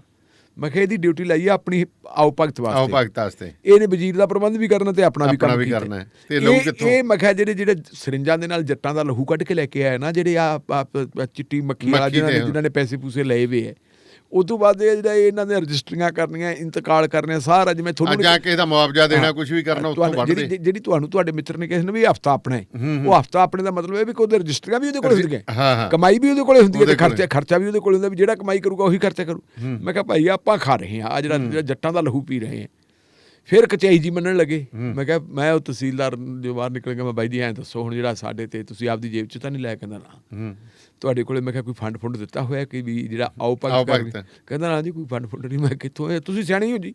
ਉਹ ਐਂ ਜੀ ਬਾਜੀ ਤੁਸੀਂ ਸਿਆਣੇ ਹੋ। ਮੈਂ ਕਿਹਾ ਜੱਟਾਂ ਦਾ ਲਹੂ ਹੀ ਹੈ, ਇਕੱਠਾ ਕਰਕੇ ਲੈ ਕੇ ਆਏ ਜਿਹੜਾ ਸਾਨੂੰ ਖੋਇਆ। ਉਹ ਹੱਸ ਪਿਆ। ਮੈਂ ਕਿਹਾ ਭਾਈ ਠੀਕ ਹੈ, ਇੱਕ ਦੋ ਤਾਂ ਫਿਰ ਉਹਨਾਂ ਚੋਂ ਗੈਰਤ ਵਾਲੇ ਸੀ, ਉਹ ਕਹਿੰਦੇ ਵੀ ਇਹ ਤੋਂ ਬਾਅਦ ਆਪਾਂ ਨਹੀਂ ਚਾਹ ਪੀਣੀ। ਹੂੰ ਜੇ ਕੋਈ ਪਾਣੀ ਦਾ ਗਲਾਸ ਆ ਗਿਆ ਤਾਂ ਠੀਕ ਆ, ਉਹ ਠੀਕ ਆ, ਗਲਾਸ ਨਹੀਂ। ਪੀ ਲਾਂਗੇ, ਬੋਤਲ ਨਹੀਂ ਪੀਣੀ, ਆਪਾਂ ਚਾਹ ਨਹੀਂ ਪੀਣੀ, ਇਹ ਤਾਂ ਵਾਕਈ ਠੀਕ ਆ। ਕਹਿੰਦਾ ਯਾਰ ਆਪਾਂ ਤਾਂ ਇੰਨੀ ਅਸੀਂ ਕਦੇ ਆਪਣਾ ਮਨ ਤੇ ਬੋਝ ਹੀ ਨਹੀਂ ਪਾਇਆ ਵੀ ਇਹਨਾਂ ਕੋਲ ਪੈਸਾ ਕਿੱਥੋਂ ਆਉਂਦਾ। ਇਹ ਚੱਲਦਾ ਜੀ ਇਹ ਸਾਰਾ ਕੁਛ। ਜੀ ਬਿਲਕੁਲ ਬਿਲਕੁਲ। ਤੇ ਹੁਣ ਗੈਰਤ ਦੀ ਤੁਸੀਂ ਗੱਲ ਕੀਤੀ ਹੈ ਢਿੱਲੋਂ ਸਾਹਿਬ। ਗੈਰਤ ਕਹਿੰਦੇ ਜੀ ਜੇ ਪ੍ਰਾਈਮ ਮਿਨਿਸਟਰ 2 ਲੱਖ ਬੰਦੇ ਦਾ 3 ਲੱਖ ਬੰਦੇ ਦਾ ਇਕੱਠ ਕਰੇ ਤੇ ਕਹਿੰਦੇ ਅਸੀਂ ਗੋਲੀ ਕਿਵੇਂ ਚਲਾ ਦਈਏ। ਬਿਲਕੁਲ ਜੀ। ਹੈ ਪ੍ਰਧਾਨ ਮੰਤਰੀ ਕਿਹਦੀ ਗੈਰਤ ਹੈ ਇਹ? ਬੇਗੈਰਤਿਆਂ ਦੀ, ਮਤਲਬ ਬੇਗੈਰਤਿਆਂ ਦੀ ਦਾਸਤਾਂ ਹੈ। ਦਾਸਤਾਂ ਹੈ। ਔਰ ਇਹ ਦਾਸਤਾਂ ਜਿਹੜੀ ਤੁਸੀਂ ਤੇ ਮੈਂ, ਆਪਾਂ 2 ਬੰਦੇ ਬੈਠ ਕੇ ਮਾਈਕ ਦੇ ਆਮਣੇ ਸਾਹਮਣੇ ਨਹੀਂ ਗੱਲ ਕਰਦੇ। ਇਹ ਭਾਰਤ ਦੀ ਸੁਪਰੀਮ ਕੋਰਟ ਦੇ ਰਿਕਾਰਡ ਤੇ ਆਇਆ ਵਾ ਸਾਰਾ ਕੁਝ। ਅੱਛਾ ਜੀ, ਇਹ ਖੁੰਡ ਚਰਚਾ ਨਹੀਂ, ਖੁੰਡ ਚਰਚਾ ਨਹੀਂ, ਇਹ ਰਿਕਾਰਡ ਦੇ ਉੱਤੇ ਆਇਆ ਵਾ ਤੇ ਕੱਲ ਹੀ ਸਾਰਾ ਕੁਝ ਹੋਇਆ। ਅੱਛਾ, ਖਬਰ ਸਾਰੇ ਅਖਬਾਰਾਂ 'ਚ ਛਪੀ ਹੈ, ਸਾਰਿਆਂ ਨੇ ਆਪੋ ਆਪਣੇ ਹਿਸਾਬ ਦੇ ਨਾਲ ਲਾਈ ਹੈ, ਲੇਕਿਨ ਖਬਰ ਦਾ ਐਨਾਲਿਸਿਸ ਹੈ ਜਿਹੜਾ ਕਿਸੇ ਨੇ ਕਰਨ ਦਾ ਯਤਨ ਨਹੀਂ ਕੀਤਾ। ਹੋਇਆ ਕੀ? ਪਿਛਲੇ ਦਿਨਾਂ ਦੇ ਵਿੱਚ ਮਦਰਾਸ ਹਾਈ ਕੋਰਟ ਨੇ ਕੇਂਦਰ ਸਰਕਾਰ ਨੂੰ ਥੋੜ੍ਹੀ ਜਿਹੀ ਖਿਚਾਈ ਕਰਦਿਆਂ ਤੇ ਚੋਣ ਕਮਿਸ਼ਨ ਨੂੰ ਇੱਕ ਵੱਡੀ ਫਟਕਾਰ ਪਾਈ ਸੀ। ਮੈਂ ਪੂਰੀ ਝੰਬਲਾਤੀ ਸੀ ਜਦੋਂ ਦਰੀ ਝਾੜਦੇ ਹੁੰਦੇ। ਉਹਨਾਂ ਨੇ ਕਿਹਾ ਸੀਗਾ ਕਿ ਜਿਹੜਾ ਦੂਜੇ ਪੜਾਅ ਦਾ ਕਰੋਨਾ ਆਇਆ, ਜਿਹੜਾ ਲੋਕਾਂ ਨੂੰ ਰੇਲ ਦੇ ਕੰਨ ਮੂੰਹ ਸੁੱਟੀ ਜਾਂਦਾ ਹੈ, ਡਿੱਗ ਪੈਂਦੇ ਆ, ਲੋਕ ਮਰੀ ਜਾਂਦੇ ਆ, ਕਿਤੇ ਵੀ ਮਤਲਬ ਜਿਹੜੀ ਹੈ ਸ਼ਮਸ਼ਾਨ ਘਾਟ ਦੇ ਵਿੱਚ ਜਗ੍ਹਾ ਨਹੀਂ ਮਿਲਦੀ, ਇਹਦਾ ਜ਼ਿੰਮੇਵਾਰ ਕੌਣ ਹੈ? ਚੋਣ ਕਮਿਸ਼ਨ ਨੂੰ ਕਿਹਾ ਵੀ ਤੁਸੀਂ ਜ਼ਿੰਮੇਵਾਰ ਹੋ। ਤੁਸੀਂ ਸਰਕੂਲਰ ਜਾਰੀ ਕਰਤੇ, ਤੁਸੀਂ ਹੁਕਮਨਾਮੇ ਜਾਰੀ ਕਰਤੇ, ਹਦਾਇਤਾਂ ਕਰਤੀਆਂ, ਸਾਰਾ ਕੁਛ ਕਰਤਾ ਕਿ ਜੀ ਆਹ ਨਹੀਂ ਹੋਣਾ, 5 ਬੰਦਿਆਂ ਤੋਂ ਵੱਧ ਇਕੱਠੇ ਨਹੀਂ ਹੋਣਾ, ਆਹ ਨਹੀਂ ਹੋਣਾ, ਇੱਕ ਆਦਰਸ਼ ਚੋਣ ਜ਼ਾਬਤਾ ਲਾ ਦਿੱਤਾ, ਕਾਨੂੰਨਾਂ ਦਾ ਜਿਹੜਾ ਹੈਗਾ ਪ੍ਰੋਟੋਕੋਲ, ਉਹਦੇ ਬਾਰੇ ਲਿਖਤੀ ਪੜ੍ਹਤੀ, ਤੁਸੀਂ ਸਭ ਕੁਛ ਕਰਤਾ, ਲੇਕਿਨ ਅਮਲੀ ਤੌਰ ਤੇ ਤੁਸੀਂ ਡੱਕਾ ਵੀ ਤੋੜ ਕੇ ਦੂਰਾ ਨਹੀਂ ਕੀਤਾ। ਇਹਦੇ ਲਈ ਤੁਸੀਂ ਜ਼ਿੰਮੇਵਾਰ ਹੋ, ਇਲੈਕਸ਼ਨ ਕਮਿਸ਼ਨ ਆਫ ਇੰਡੀਆ ਜ਼ਿੰਮੇਵਾਰ ਜੀ। ਤੇ ਇਲੈਕਸ਼ਨ ਕਮਿਸ਼ਨ ਦੇ ਜਿਹੜੇ ਅਧਿਕਾਰੀ ਹੈ, ਜਿਹੜੇ ਅਫਸਰ ਹੈ, ਉਹ 3 ਜਿਹੜੇ ਹੈਗੇ ਨੇ ਤਾਹਾਂ ਬੈਠੇ ਇਲੈਕਸ਼ਨ ਕਮਿਸ਼ਨਰ, ਉਹ ਨਹੀਂ ਹੈਗੇ। ਉਹਨਾਂ ਤੋਂ ਲੈ ਕੇ ਥੱਲੇ ਡਿਸਟ੍ਰਿਕਟ ਮੈਜਿਸਟ੍ਰੇਟ ਤੱਕ ਤੇ ਜ਼ਿਲ੍ਹਾ ਕਪਤਾਨ ਤੱਕ ਜੀ, ਪੁਲਿਸ ਦਾ ਜ਼ਿਲ੍ਹਾ ਕਪਤਾਨ ਜਿਹੜਾ, ਇਹ ਸਾਰੇ ਦੇ ਸਾਰੇ ਇਲੈਕਸ਼ਨ ਮਸ਼ੀਨਰੀ ਦਾ ਇੱਕ ਹਿੱਸਾ ਬਣ ਜਾਂਦੇ। ਤੇ ਉਹ ਮਾਨਯੋਗ ਜਿਹੜੀ ਹਾਈ ਕੋਰਟ ਹੈ, ਮਦਰਾਸ ਹਾਈ ਕੋਰਟ, ਤੇ ਮਦਰਾਸ ਹਾਈ ਕੋਰਟ ਨੇ ਪੁੱਛਿਆ ਵੀ ਤੁਹਾਡੇ ਤੇ ਫਿਰ ਕਿਉਂ ਨਾ ਕਤਲ ਦਾ ਮੁਕੱਦਮਾ ਚਲਾਇਆ ਜਾਵੇ? ਕਿੰਨੇ ਬੰਦੇ ਮਰ ਗਏ? ਜਿਹੜੇ ਇੰਨੇ ਬੰਦੇ ਮਰੇ ਆ, ਹਜ਼ਾਰਾਂ ਦੀ ਤਾਦਾਦ 'ਚ ਬੰਦੇ ਮਰੀ ਜਾਂਦੇ, ਤੁਸੀਂ ਤੇ ਜ਼ਿੰਮੇਵਾਰ ਹੋ। ਉਹਨਾਂ ਨੇ ਜਦੋਂ ਇਹ ਗੱਲ ਕਹਿ ਦਿੱਤੀ, ਇਹ ਓਪਨ ਕੋਰਟ ਦੇ ਵਿੱਚ ਮਤਲਬ ਜਿਹੜੀ ਉਹਨਾਂ ਨੇ ਇੱਕ ਟਿੱਪਣੀ ਕੀਤੀ ਜੀ, ਤੇ ਇਸ ਟਿੱਪਣੀ ਨੂੰ ਦਵਾ ਅਖਬਾਰਾਂ ਨੇ ਪ੍ਰਕਾਸ਼ਿਤ ਕਰਤਾ। ਸਾਰੀਆਂ ਅਖਬਾਰਾਂ ਨੇ, ਸਾਰੇ ਟੀਵੀ ਚੈਨਲਾਂ ਦੇ ਉੱਤੇ ਚੱਲੀ ਖਬਰ ਵੀ ਹਾਂਜੀ ਇਹ ਸੁਪਰੀਮ ਕੋਰਟ ਨੇ ਪਹਿਲੇ, ਆਪਣੇ ਹਾਈ ਕੋਰਟ ਨੇ ਪਹਿਲੀ ਵਾਰ ਕਿਹਾ। ਉਹ ਤੋਂ ਬਾਅਦ ਕੀ ਹੋਇਆ ਜੀ? ਚੋਣ ਕਮਿਸ਼ਨ ਨੂੰ ਸ਼ਰਮ ਜੀ ਆਈ ਜੀ, ਕਿਉਂਕਿ ਕਹਿੰਦੇ ਚੋਣ ਕਮਿਸ਼ਨ ਕਹਿੰਦੇ ਸਾਨੂੰ ਤਾਂ ਲੋਕ ਕਾਤਲ ਕਹਿਣ ਲੱਗ ਗਏ। ਚੋਣ ਕਮਿਸ਼ਨ ਨੇ ਫਿਰ ਇੱਕ ਅਰਜ਼ੀ ਦਿੱਤੀ ਮਦਰਾਸ ਹਾਈ ਕੋਰਟ 'ਚ ਜੀ ਕਿ ਜਿਹੜੀ ਆਹ ਟਿੱਪਣੀ ਹੈ ਜੀ, ਇਸ ਟਿੱਪਣੀ ਦੇ ਵਿੱਚ ਕੁਝ ਸੋਧ ਕਰ ਦਿਓ। ਆਹ ਸ਼ਬਦ ਜਿਹੜਾ ਨਾ ਵੀ ਤੁਹਾਡੇ ਤੇ ਕਤਲ ਦਾ ਮੁਕੱਦਮਾ ਚਲਾਵਾਂਗੇ, ਤੁਸੀਂ ਕਾਤਲ ਹੋ, ਇਹ ਕੱਢ ਦਿਓ। ਕਿਉਂਕਿ ਆਰਡਰ ਤਾਂ ਲਿਖਿਆ ਨਹੀਂ ਹੋਇਆ ਸੀ, ਜ਼ਬਾਨੀ ਕਲਾਮੀ ਕਿਹਾ ਸੀ, ਔਰਲ ਕਿਹਾ ਸੀ। ਤੇ ਇਹ ਜੀ ਕਹਿੰਦੇ ਜੇ ਤੁਸੀਂ ਨਹੀਂ ਕੱਢਦੇ, ਅਖਬਾਰਾਂ ਵਾਲੇ ਲਿਖੀ ਜਾਂਦੇ, ਜਾਂ ਅਖਬਾਰਾਂ ਨੂੰ ਹਦਾਇਤ ਹੀ ਕਰ ਦਿਓ ਵੀ ਨਾ ਲਿਖਣ, ਵੀ ਇਹ ਨਾ ਲਿਖਣ। ਸੁਪਰੀਮ ਜਿਹੜੀ ਮਾਨਯੋਗ ਹਾਈ ਕੋਰਟ ਹੈ ਮਦਰਾਸ, ਉਹਨਾਂ ਨੇ ਕਿਹਾ ਵੀ ਤੁਹਾਡੀ ਇਹ ਜਿਹੜੀ ਅਰਜ਼ੀ ਹੈ, ਇਹ ਸੁਣਵਾਈ ਯੋਗ ਹੀ ਹੈ ਨਹੀਂ, ਇਹਦੇ ਤੇ ਅਸੀਂ ਸੁਣਵਾਈ ਕਰਨੀ ਨਹੀਂ। ਇਹ ਕਿੱਥੇ, ਕਿਹੜੀ ਗੱਲ ਹੈ? ਤੁਸੀਂ, ਤੁਹਾਨੂੰ ਕੋਈ ਸ਼ਰਮ ਨਹੀਂ ਆਉਂਦੀ? ਇੰਨੇ ਲੋਕ ਮਰੀ ਜਾਂਦੇ ਆ, ਤੁਸੀਂ ਤੇ 3-3 ਲੱਖ ਦੀਆਂ 2-2 ਲੱਖ ਦੀਆਂ ਰੈਲੀਆਂ ਹੋਈ ਜਾਂਦੀਆਂ, ਕਿਤੇ ਕੋਈ ਮਾਸਕ ਨਹੀਂ, ਕਿਤੇ ਕੋਈ ਸੋਸ਼ਲ ਡਿਸਟੈਂਸਿੰਗ ਨਹੀਂ, ਕੀ ਹੋ ਰਿਹਾ ਹੈ? ਤੁਹਾਡੀ ਜ਼ਿੰਮੇਵਾਰੀ ਬਣਦੀ ਹੈ ਨਾ ਜੀ। ਲਓ ਜੀ, ਉਹ ਤੋਂ ਬਾਅਦ ਆ ਗਏ ਸੁਪਰੀਮ ਕੋਰਟ, ਤੇ ਸੁਪਰੀਮ ਕੋਰਟ ਦੇ ਵਿੱਚ ਆ ਕੇ ਉਹਨਾਂ ਨੇ ਕਹਿਤਾ ਜੀ ਕਿਰਪਾ ਕਰਕੇ ਮਾਨਯੋਗ ਸਰਵਉੱਚ ਅਦਾਲਤ, ਤੁਸੀਂ ਸਾਨੂੰ ਕੁਛ ਚਿਰ ਰਿਲੀਫ ਦੇ ਦਿਓ। ਸਰਵਉੱਚ ਅਦਾਲਤ ਦੇ ਵਿੱਚ ਜਿਸ ਬੈਂਚ ਦੇ ਇਹ ਕੇਸ ਲੱਗਿਆ, ਤੇ ਉਹ ਜਸਟਿਸ DY ਚੰਦਰਾਚੂੜ ਹੈ, ਉਹ ਉਸ ਬੈਂਚ ਦੀ ਅਗਵਾਈ ਕਰ ਰਹੇ। ਚੰਗੀ ਚੂੜੀ ਕਸਰ ਲਈ ਹੈ। ਹਾਂ, ਉਹ ਚੰਦਰਾਚੂੜ ਸਾਹਿਬ ਕਹਿੰਦੇ ਵੀ ਗੱਲ ਇਹ ਹੈ ਵੀ ਮੀਡੀਆ, ਭਾਰਤ ਦਾ ਮੀਡੀਆ ਜਿਹੜਾ, ਇਹ ਸੁਤੰਤਰ ਮੀਡੀਆ ਹੈ। ਅਦਾਲਤਾਂ ਦੇ ਵਿੱਚ ਜਿਹੜੀਆਂ ਟਿੱਪਣੀਆਂ ਕਰਦੀਆਂ ਅਦਾਲਤਾਂ ਦੀਆਂ, ਇਹ ਵੀ ਇੱਕ ਕਿਸਮ ਦਾ ਜੱਜਮੈਂਟ ਦਾ ਹਿੱਸਾ ਹੈ ਜੀ, ਸਾਡਾ ਜਿਹੜਾ ਨਿਆਇਕ ਅਮਲ ਹੈ ਉਹਦਾ ਹਿੱਸਾ ਹੈ। ਜਿਹੜੇ ਸਵਾਲ ਕਰਦੀ ਹੈ ਅਦਾਲਤ ਤੇ ਵਕੀਲ ਉਹਦਾ ਜਵਾਬ ਦਿੰਦੇ ਹੈ, ਕਲੈਂਟਾਂ ਦੇ ਵੱਖ-ਵੱਖ ਕਲੈਂਟਾਂ ਦੀ, ਉਹਨਾਂ ਚੀਜ਼ਾਂ ਦੀ ਵੀ ਜਿਹੜੀ ਹੈਗੀ ਹੈ ਰਿਪੋਰਟਿੰਗ ਹੋ ਸਕਦੀ ਹੈ, ਮੀਡੀਆ ਕਰ ਸਕਦਾ ਹੈ। ਅਦਾਲਤ ਦੀਆਂ ਟਿੱਪਣੀਆਂ ਦੀ ਵੀ ਮੀਡੀਆ ਰਿਪੋਰਟਿੰਗ ਕਰ ਸਕਦਾ ਹੈ। ਇੱਕ ਜਿਹੜਾ ਹੈਗਾ ਹਾਈ ਕੋਰਟਾਂ ਦਾ ਵੀ ਸਵੈਮਾਨ ਹੈ। ਤੇ ਚੰਦਰਾਚੂੜ ਸਾਹਿਬ ਨੇ ਗੱਲ ਕਹੀ ਕਿ ਜਦੋਂ ਜੱਜ ਸਾਹਿਬ ਘਰੋਂ ਤੁਰਦੇ ਨਾ ਆਪਦੇ ਬ੍ਰੇਕਫਾਸਟ ਵਗੈਰਾ ਕਰਕੇ ਸਵੇਰੇ ਕੋਰਟ ਨੂੰ ਆਉਂਦੇ, ਉਹਨਾਂ ਦੇ ਦਿਮਾਗ ਦੇ ਵਿੱਚ ਕਦੇ ਘਰੋਂ ਸੋਚ ਕੇ ਨਹੀਂ ਆਉਂਦੇ ਕਿ ਅੱਜ ਆਪਾਂ ਜਾ ਕੇ ਕੀ ਗੱਲ ਕਰਨੀ। ਜਦੋਂ ਉਹਨਾਂ ਦੇ ਸਾਹਮਣੇ ਕੇਸ ਆਉਂਦਾ, ਉਸ ਕੇਸ ਦੇ ਵਿੱਚੋਂ ਜਿਹੜੇ ਹਾਲਾਤ ਪੈਦਾ ਹੁੰਦੇ, ਉਹਨਾਂ ਹਾਲਾਤਾਂ ਦੇ ਵਿੱਚ ਫਿਰ ਉਹਨਾਂ ਨੂੰ ਆਪਣਾ ਮਾਈਂਡ ਅਪਲਾਈ ਕਰਨਾ ਪੈਂਦਾ, ਤੇ ਮਾਈਂਡ ਅਪਲਾਈ ਕਰਾ ਕੇ ਸਿਚੁਏਸ਼ਨ ਦੇ ਉੱਤੇ ਰਿਐਕਸ਼ਨ ਜਾਰੀ ਕਰਦੇ। ਮੀਡੀਆ ਮੌਕੇ ਤੇ ਹਾਜ਼ਰ, ਤੇ ਮੀਡੀਆ ਨੂੰ ਰਿਪੋਰਟਿੰਗ ਕਿਵੇਂ ਨਾ ਕਰੀਏ, ਇਹ ਕਿਹੜਾ ਕੋਈ ਤਾਨਾਸ਼ਾਹੀ ਦਾ ਮੁਲਕ ਹੈ, ਡੈਮੋਕ੍ਰੈਟਿਕ ਮੁਲਕ ਹੈ, ਅਸੀਂ ਇਹਦੇ ਤੇ ਨਹੀਂ ਲਾ ਸਕਦੇ। ਫੈਸਲਾ ਤਾਂ ਹਾਲੇ ਉਹਨਾਂ ਨੇ ਰਿਜ਼ਰਵ ਰੱਖਿਆ ਜੀ, ਅਸੀਂ ਇਹ ਨਹੀਂ ਕਰ ਸਕਦੇ। ਤੁਸੀਂ ਇਹ ਜਵਾਬ ਦੱਸੋ ਵੀ ਇੰਨੇ ਨੇ ਲੋਕ ਜਿਹੜੇ ਹੈਗੇ, ਇਹਨਾਂ ਦੇ ਉੱਤੇ ਕੀਤਾ ਕਿਉਂ ਨਹੀਂ? ਤੇ ਫਿਰ ਚੋਣ ਕਮਿਸ਼ਨ ਨੇ ਉਹੀ ਗੱਲਾਂ ਬੋਲੀਆਂ ਹੂੰ ਜਿਹੜੀਆਂ ਗੱਲਾਂ ਪਹਿਲਾਂ ਤੁਹਾਡੀਆਂ ਮਦਰਾਸ ਹਾਈ ਕੋਰਟ ਦੇ ਨਹੀਂ ਮਦਰਾਸ ਹਾਈ ਕੋਰਟ ਨੇ ਜਿਹੜੀਆਂ ਗੱਲਾਂ 'ਚ ਕੇਂਦਰ ਜਵਾਬ ਦਿੰਦਾ ਰਿਹਾ ਵੱਖ-ਵੱਖ ਅਦਾਲਤਾਂ ਦੇ ਵਿੱਚ ਵੀ ਦੇਖੋ ਜੀ ਗੱਲ ਇਹ ਹੈ ਜੀ ਕਰੋਨਾ ਇਕੱਲਾ ਆ ਇਕੱਠਾਂ ਨਾਲ ਹੀ ਰੈਲੀਆਂ ਨਾਲ ਹੀ ਫੈਲਦਾ ਹੋਵੇ। ਚੋਣਾਂ ਤਾਂ ਯੂਪੀ 'ਚ ਆਪਣੀਆਂ ਤੁਹਾਡੀਆਂ ਹੁੰਦੀਆਂ, ਬੰਗਾਲ 'ਚ ਹੁੰਦੀਆਂ, ਚੋਣਾਂ ਅਸਾਮ 'ਚ ਹੁੰਦੀਆਂ, ਤਾਮਿਲਨਾਡੂ 'ਚ ਹੁੰਦੀਆਂ, ਪਰ ਤੁਹਾਡਾ ਪੌਂਡੀਚੇਰੀ 'ਚ ਹੁੰਦੀਆਂ। ਇਹ ਜਿੰਨਾਂ ਰਾਜਾਂ ਦੇ ਵਿੱਚ ਚੋਣਾਂ ਹੁੰਦੀਆਂ, ਕੇਰਲਾ 'ਚ ਚੋਣਾਂ ਹੁੰਦੀਆਂ ਜੀ, ਮਹਾਰਾਸ਼ਟਰ ਦੇ ਵਿੱਚ ਤਾਂ ਨਹੀਂ ਚੋਣਾਂ ਹੁੰਦੀਆਂ। ਤੇ ਮਹਾਰਾਸ਼ਟਰ ਦੇ ਵਿੱਚ ਕਰੋਨਾ ਇੰਨਾ ਫੈਲ ਗਿਆ ਤੇ ਫਿਰ ਉਹ ਕਿਵੇਂ ਫੈਲ ਗਿਆ? ਅੱਛਾ, ਰੈਲੀਆਂ ਦਾ ਕਸੂਰ ਕੀ ਹੈ? ਇਕੱਠਾਂ ਦਾ ਕਸੂਰ ਕੀ ਹੈ? ਜਿਹੜੀਆਂ ਗੱਲਾਂ ਮਤਲਬ ਭਾਰਤ ਸਰਕਾਰ ਜਿਹੜੀ ਪਲੀ ਲੈਂਦੀ ਰਹੀ ਹੈ ਉਹੀ ਇਹਨਾਂ ਨੇ ਉਹੀ ਪਲੀ ਜਿਹੜੀ ਹੈਗੀ ਚੋਣ ਕਮਿਸ਼ਨ ਨੇ ਲੈ ਲਈ। ਮਤਲਬ ਇਹ ਵੀ ਮੇਰਾ ਖਿਆਲ ਹੈ ਵੀ ਉਹ ਜਿਹੜੀ ਪਟੀਸ਼ਨ ਤਿਆਰ ਕੀਤੀ ਹੈ ਭਾਰਤ ਸਰਕਾਰ ਨੇ, ਜਿਵੇਂ ਕਿਹਾ ਵੀ ਉਵੇਂ ਕਰ ਲਓ, ਉਹੀ ਕਾਪੀ ਜ਼ੈਰੋਕਸ ਕਾਪੀ ਦਿੱਤੀ। ਹਾਂ ਵੀ ਉਹ ਤੁਸੀਂ ਉਵੇਂ ਜਿਵੇਂ ਕਰ ਲਓ ਤਿਆਰ, ਤੇ ਉਵੇਂ ਜਿਵੇਂ ਕਰਕੇ ਕਰ ਲਓ। ਜਦੋਂ ਇਹ ਗੱਲ ਕਹੀ ਤੇ ਫਿਰ ਅਦਾਲਤ ਨੇ ਖਿਚਾਈ ਕੀਤੀ ਥੋੜੀ ਜਿਹੀ, ਇਹ ਨਹੀਂ। ਫਿਰ ਅਖੀਰ ਮਤਲਬ ਜਿਹੜਾ ਵਕੀਲ ਨੇ ਸੱਚੀ ਗੱਲ ਕਹਿਤੀ, ਉਹ ਕਹਿੰਦਾ ਜੀ ਕਰੀਏ ਕੀ? ਜਦੋਂ ਦੇਸ਼ ਦਾ ਪ੍ਰਧਾਨ ਮੰਤਰੀ ਦੇਸ਼ ਦੇ ਕਿਸੇ ਹਿੱਸੇ ਦੇ ਵਿੱਚ 2 ਲੱਖ ਲੋਕਾਂ ਦੀ ਰੈਲੀ ਕਰੀ ਜਾਂਦਾ ਹੈ, ਲੱਖਾਂ ਲੋਕ ਉੱਥੇ ਹੋਏ ਆ, ਤੇ ਚੋਣ ਕਮਿਸ਼ਨ ਫਿਰ ਜਾ ਕੇ ਗੋਲੀਆਂ ਚਲਾਉਂਦਾ ਹੁਕਮ ਦੇ ਕਿ ਇਹਨਾਂ ਦੀ ਗੋਲੀਆਂ ਮਾਰੋ। ਇੱਥੇ ਹੁਣ ਸਵਾਲ ਖੜਾ ਹੁੰਦਾ ਵੀ ਚੋਣ ਕਮਿਸ਼ਨ ਤੋਂ ਉੱਤੇ ਹੋ ਗਿਆ, ਚੋਣ ਕਮਿਸ਼ਨ ਤੋਂ ਪ੍ਰਧਾਨ ਮੰਤਰੀ ਉੱਤੇ ਹੋ ਗਿਆ। ਜਿਹੜੀਆਂ ਗੱਲਾਂ 2014 ਤੋਂ ਲੈ ਕੇ ਹੁਣ ਤੱਕ ਚੱਲਦੀਆਂ ਰਹੀਆਂ ਕਿ ਚੋਣ ਕਮਿਸ਼ਨ ਤੇ ਬਾਕੀ ਜਿਹੜੇ ਕੰਸਟੀਟਿਊਸ਼ਨਲ ਸੰਸਥਾਵਾਂ ਉਹਨਾਂ ਸੰਸਥਾਵਾਂ ਨੂੰ ਬੇਅਸਰ ਕਰਤਾ, ਰੀੜ੍ਹ ਦੀ ਹੱਡੀ ਰਹਿਤ ਕਰ ਦਿੱਤਾ। ਆਹ ਕਬੂਲਨਾਮਾ ਜਿਹੜਾ, ਇਹ ਕਬੂਲਨਾਮਾ ਕਹਿ ਲਓ, ਇਹਨੂੰ ਤੁਸੀਂ ਇਕਬਾਲਨਾਮਾ ਕਹਿ ਲਓ। ਉਹਨਾਂ ਨੇ ਕਹਿਤਾ ਜੀ ਸਾਡੇ ਵਾਸਤਾ ਰੋਗ ਨਹੀਂ, ਸਾਡੇ ਹੱਥ ਖੜੇ। ਪ੍ਰਾਈਮ ਮਿਨਿਸਟਰ ਜਿਹੜਾ ਚੀਫ ਐਗਜ਼ੀਕਿਊਟਿਵ ਹੈ, ਉਹ ਆਲੇ ਨਾਲ ਹੈ, ਤੇ ਪ੍ਰਾਈਮ ਮਿਨਿਸਟਰ ਤਾਂ ਇਹ ਵੀ ਕਹਿੰਦਾ ਰਿਹਾ ਵੀ ਗਮਸ਼ਾ ਪਾਓ, ਮਾਸਕ ਲਾਓ, 2 ਗਜ ਕੀ ਦੂਰੀ ਤੇ 2 ਗਜ ਦੀ ਦੂਰੀ ਦੀ ਆਪਦੇ ਵਾਰੀ ਉਲੰਘਣਾ ਹੋ ਰਿਹਾ। ਹੁਣ ਵੱਡੀ ਗੱਲ ਇੱਥੇ ਇਹ ਹੈ ਕਿ ਮਾਨਯੋਗ ਜਿਹੜੀ ਹੈ ਹਾਈ ਕੋਰਟ ਹੈ ਚਾਹੇ ਸੁਪਰੀਮ ਕੋਰਟ ਹੈ, ਖਿਚਾਈ ਤਾਂ ਕਰਦੀ ਹੈ ਚੋਣ ਕਮਿਸ਼ਨ ਦੀ ਕਿ ਤੁਸੀਂ ਜ਼ਿੰਮੇਵਾਰ ਹੋ। ਤੇ ਚੋਣ ਕਮਿਸ਼ਨ ਦੇ ਇਸ ਕਬੂਲਨਾਮੇ ਨੇ ਦੇਸ਼ ਦੇ ਪ੍ਰਧਾਨ ਮੰਤਰੀ ਨੂੰ ਤੇ ਗ੍ਰਹਿ ਮੰਤਰੀ ਨੂੰ ਕਟਹਿਰੇ 'ਚ ਖੜਾ ਕਰਤਾ, ਉਂਗਲ ਕਰਤੀ ਜੀ ਆਓ ਹੈ ਕਸੂਰਵਾਰ। ਜੀ ਅਸੀਂ ਨਹੀਂ ਕਸੂਰਵਾਰ, ਅਸੀਂ ਤਾਂ ਨਿਮਾਣੇ ਜਿਹੇ ਹੈਗੇ, ਸਾਡੇ 'ਚ ਤਾਂ ਉਹ ਕੰਡਾ ਹੀ ਨਹੀਂ ਰਹਿਣ ਦਿੱਤਾ। ਉਹ ਤੁਸੀਂ ਇੱਕ ਹੋਰ ਦੇਖਿਆ ਹੋਣਾ ਨਾ ਵੀ ਕਲਕੱਤਾ ਦੀ ਹਾਈ ਕੋਰਟ ਨੇ ਕਿੱਡੀ ਵੱਡੀ ਗੱਲ ਕਹੀ ਸੀ। ਕਲਕੱਤਾ ਦੀ ਹਾਈ ਕੋਰਟ ਨੇ ਕਿਹਾ ਸੀ ਸਾਨੂੰ ਸੈਸ਼ਨ ਯਾਦ ਨਾ ਕਰਾਓ। 90 ਮਹੀਨੇ ਦੇ ਹੱਕੇ ਦੇ ਵਿੱਚ ਸੈਸ਼ਨ ਆਇਆ ਸੀ, ਤੇ ਤੁਹਾਡੇ ਵਾਲਾ ਚੋਣ ਕਮਿਸ਼ਨ ਤਾਂ ਉਹਦੇ 10ਵੇਂ ਹਿੱਸੇ 'ਚ ਵੀ ਹੈ, 10ਵੇਂ ਹਿੱਸੇ 'ਚ ਵੀ ਨਹੀਂ। ਔਰ ਉਹਨੇ ਚੋਣ ਸੁਧਾਰ ਵੀ ਲਾਗੂ ਕੀਤੇ ਸੀ। ਉਹ ਕਹਿੰਦੇ ਜੀ ਸਾਨੂੰ ਤਾਂ ਛੱਡੇ ਹੀ ਕਾਸੇ ਜੋਗਰਾ ਨਹੀਂ, ਅਸੀਂ ਤਾਂ ਇਕੱਲੇ ਚਿੱਠੀਆਂ ਭੇਜਣ ਵਾਲੇ ਹਾਂ, ਉਹ ਚਿੱਠੀਆਂ ਭੇਜ ਦਿੰਦੇ ਆ, ਲੈਟਰ ਬਾਕਸ ਵਾਲੀ ਗੱਲ ਹੈ ਵੀ ਆ ਚਿੱਠੀ ਲਾਤੀ, ਤੂੰ ਪਾਇਆ ਭਾਈ ਪਾਤੀ। ਜਦੋਂ ਜਿਹੜਾ ਸਰਵ ਸ਼ਕਤੀਮਾਨ ਹੈ, ਦੇਸ਼ ਦਾ ਪ੍ਰਧਾਨ ਮੰਤਰੀ ਹੈ, ਗ੍ਰਹਿ ਮੰਤਰੀ, 2 ਹੀ ਬੰਦੇ ਸਰਵ ਸ਼ਕਤੀਮਾਨ ਹੈ, ਉਹ ਸਰਵ ਸ਼ਕਤੀਮਾਨ ਵੱਡੇ ਵੱਡੇ ਕੱਟ ਕਰਨ ਤੇ ਸਾਡੀ ਜ਼ਰੂਰਤ ਕੀ ਹੈ? ਅਸੀਂ ਗੋਲੀਆਂ ਚਲਾ ਲਈਏ। ਇਸ ਕਰਕੇ ਜੀ ਉਹ ਹੁਣ ਹੁਕਮ ਜਿਹੜੀ ਉਂਗਲ ਉਹਨਾਂ ਬਲ ਕਰਤੀ।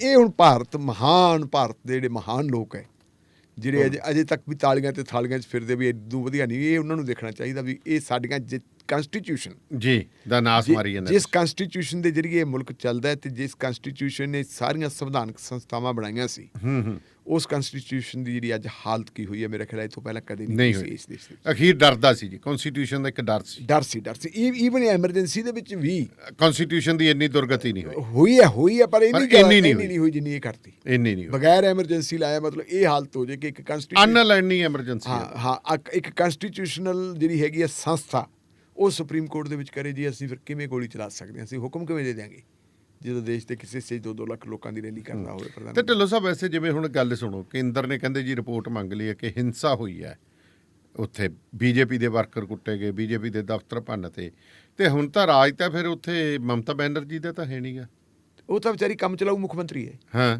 ਉਹ ਤਾਂ ਅਜੇ ਉਹਨੇ ਕਿਹਨੇ ਜਵਾਬ ਦੇਣਾ? ਉਹ ਫਿਰ ਚੋਣ ਕਮਿਸ਼ਨ, ਉਹ ਤਾਂ ਜਿੰਨੀ ਦੇਰ ਤੱਕ ਨੋਟੀਫਿਕੇਸ਼ਨ ਜਾਰੀ ਹੋ ਕੇ ਬਕਾਇਦਾ ਨੋਟੀਫਿਕੇਸ਼ਨ ਜਾਰੀ ਹੁੰਦਾ, ਚੋਣ ਕਮਿਸ਼ਨ ਹੀ ਜ਼ਿੰਮੇਵਾਰ ਹੈ। ਹਾਂ, ਇਹ ਤਾਂ ਜਦੋਂ ਉੱਥੋਂ ਚੋਣ ਜਾਬਤਾ ਹਟ ਗਿਆ, ਨਵੀਂ ਸਰਕਾਰ ਨੇ ਸਹੁੰ ਚੁੱਕ ਲਈ, ਉਹ ਤਾਂ ਬਹੁਤ ਤੋਂ ਬਾਅਦ ਆਊਗੀ। ਹੁਣ ਤੱਕ ਤਾਂ ਚੋਣ ਕਮਿਸ਼ਨ ਦਾ ਹੀ ਹੈ, ਅਸਤੀਫਾ ਦੇਤਾ। ਹਾਲੇ ਤੱਕ 3 ਜਿਹੜੀਆਂ ਹੈਗੀਆਂ ਸੀਟਾਂ ਖਾਲੀ ਪਈਆਂ, 2 ਸੀਟਾਂ ਤਾਂ ਪਹਿਲਾਂ ਹੀ ਦੌਰਾਨੇ ਪ੍ਰਚਾਰ ਕੈਂਡੀਡੇਟਸ ਦੀ ਮੌਤ ਹੋ ਗਈ ਸੀ। ਉਹ ਕੈਂਡੀਡੇਟ ਜਿਹੜੇ ਹੈਗੇ ਆ ਉਹ ਤ੍ਰਿਣਮੂਲ ਕਾਂਗਰਸ ਦੇ ਨਹੀਂ ਸੀ, ਹੋਰ ਸੀ।